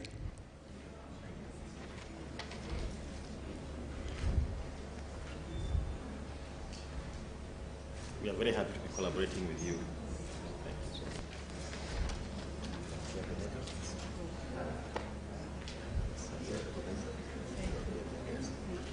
Say hello to colleagues. Could we all kindly give all the people who have received gifts a round of applause, and also to our valuable professors, our DVC AA, our DVC research for that excellent work. At this very moment, ladies and gentlemen, based on our schedule, without much ado, I wish to call upon my colleague Clive Onsomu to give a vote of thanks. And of course, he will then be able to invite, I'll also volunteer to give the final prayer as we leave. But of course, the students will depart first and then everything. So it will be in that order. So, Major Nsomo, karibu. Good afternoon, everyone. I've never attended a meeting that is so full of knowledge. I asked myself, where were you 31 years ago when I was doing electrical engineering, when we were struggling with just books? And now the ideas that are here, you don't know how much it takes to pay for this kind of knowledge.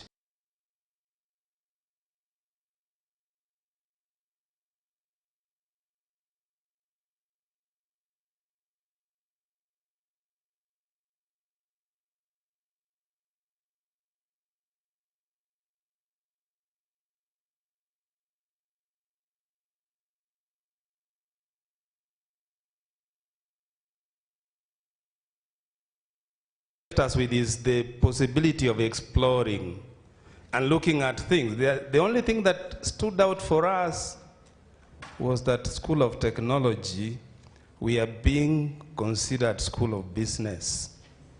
We are the School of Technology. We need to emerge because we enable the business. And what that means also, mathematics is the foundation of all these technologies. I learned something else. I was saying I'm major retired.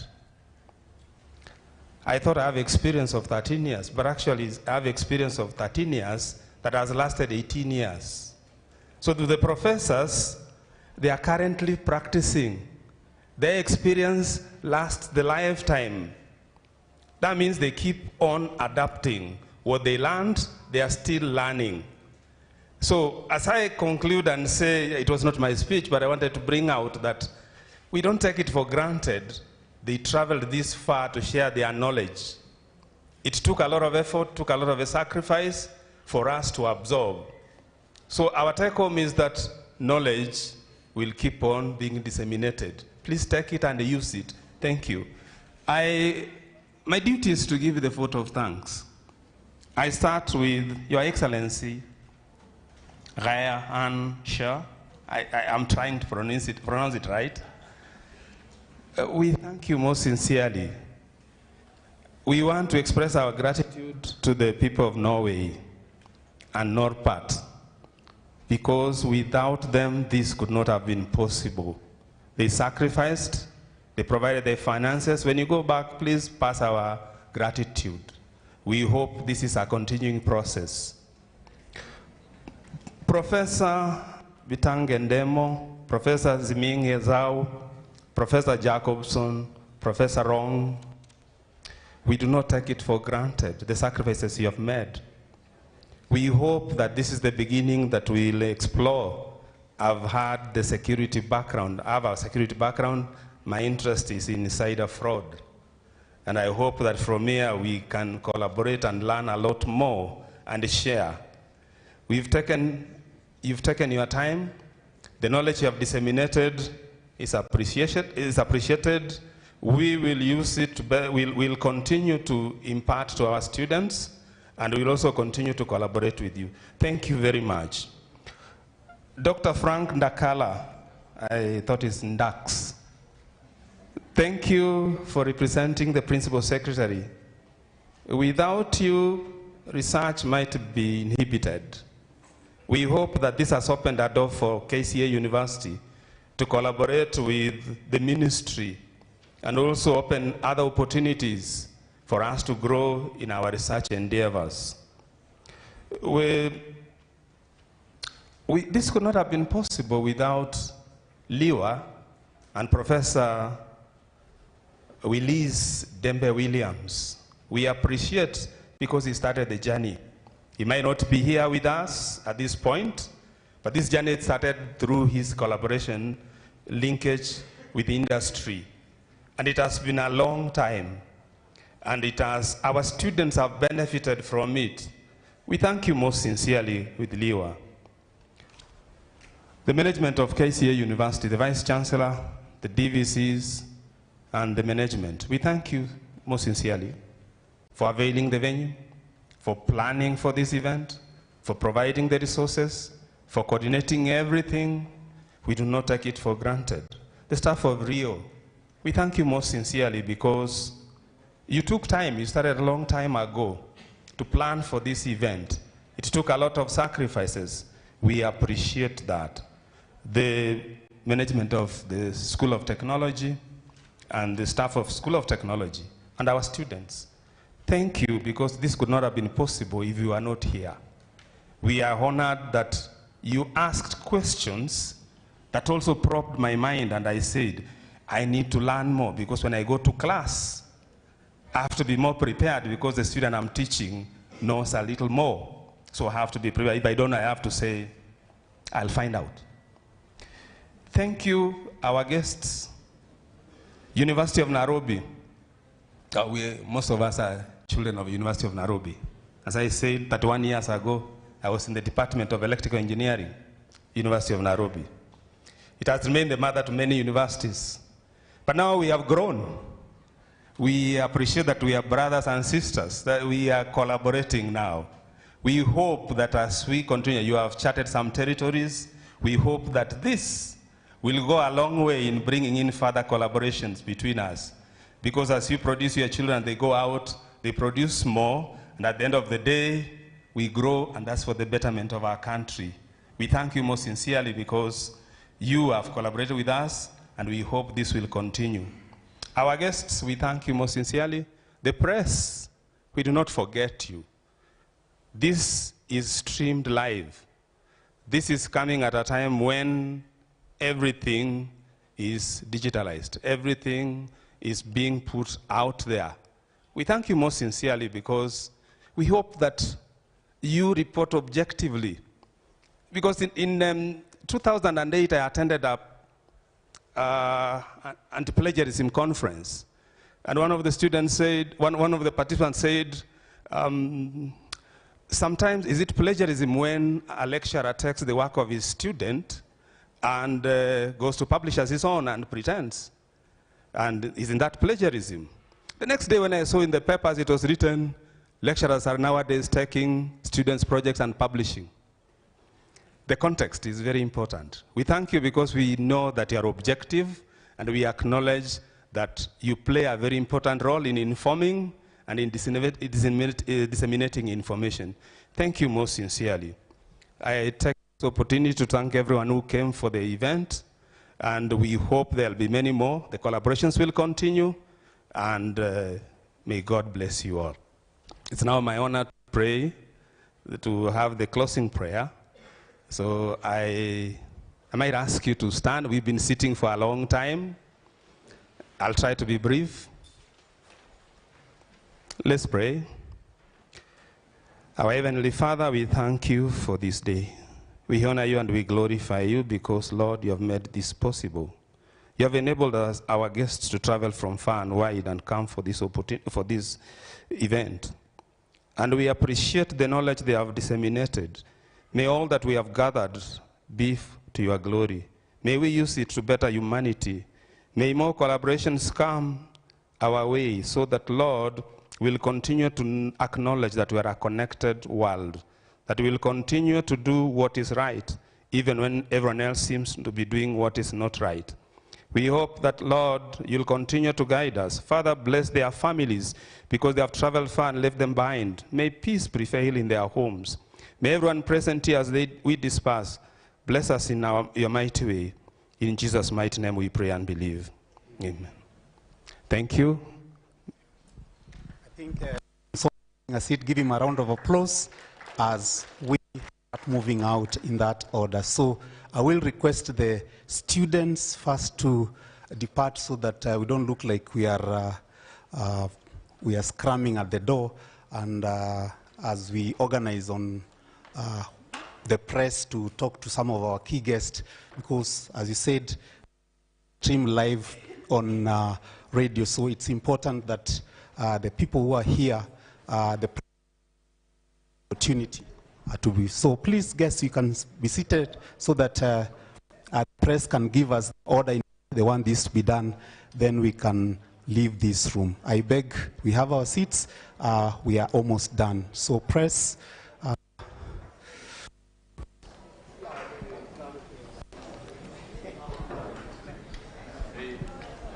Yep.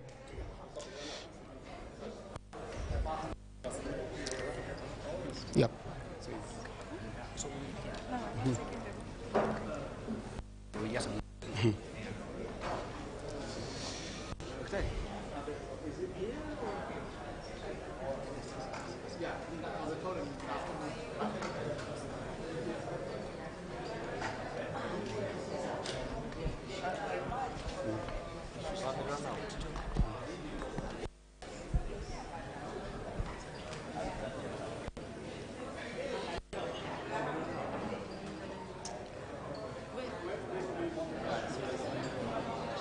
Yeah, you just select for us.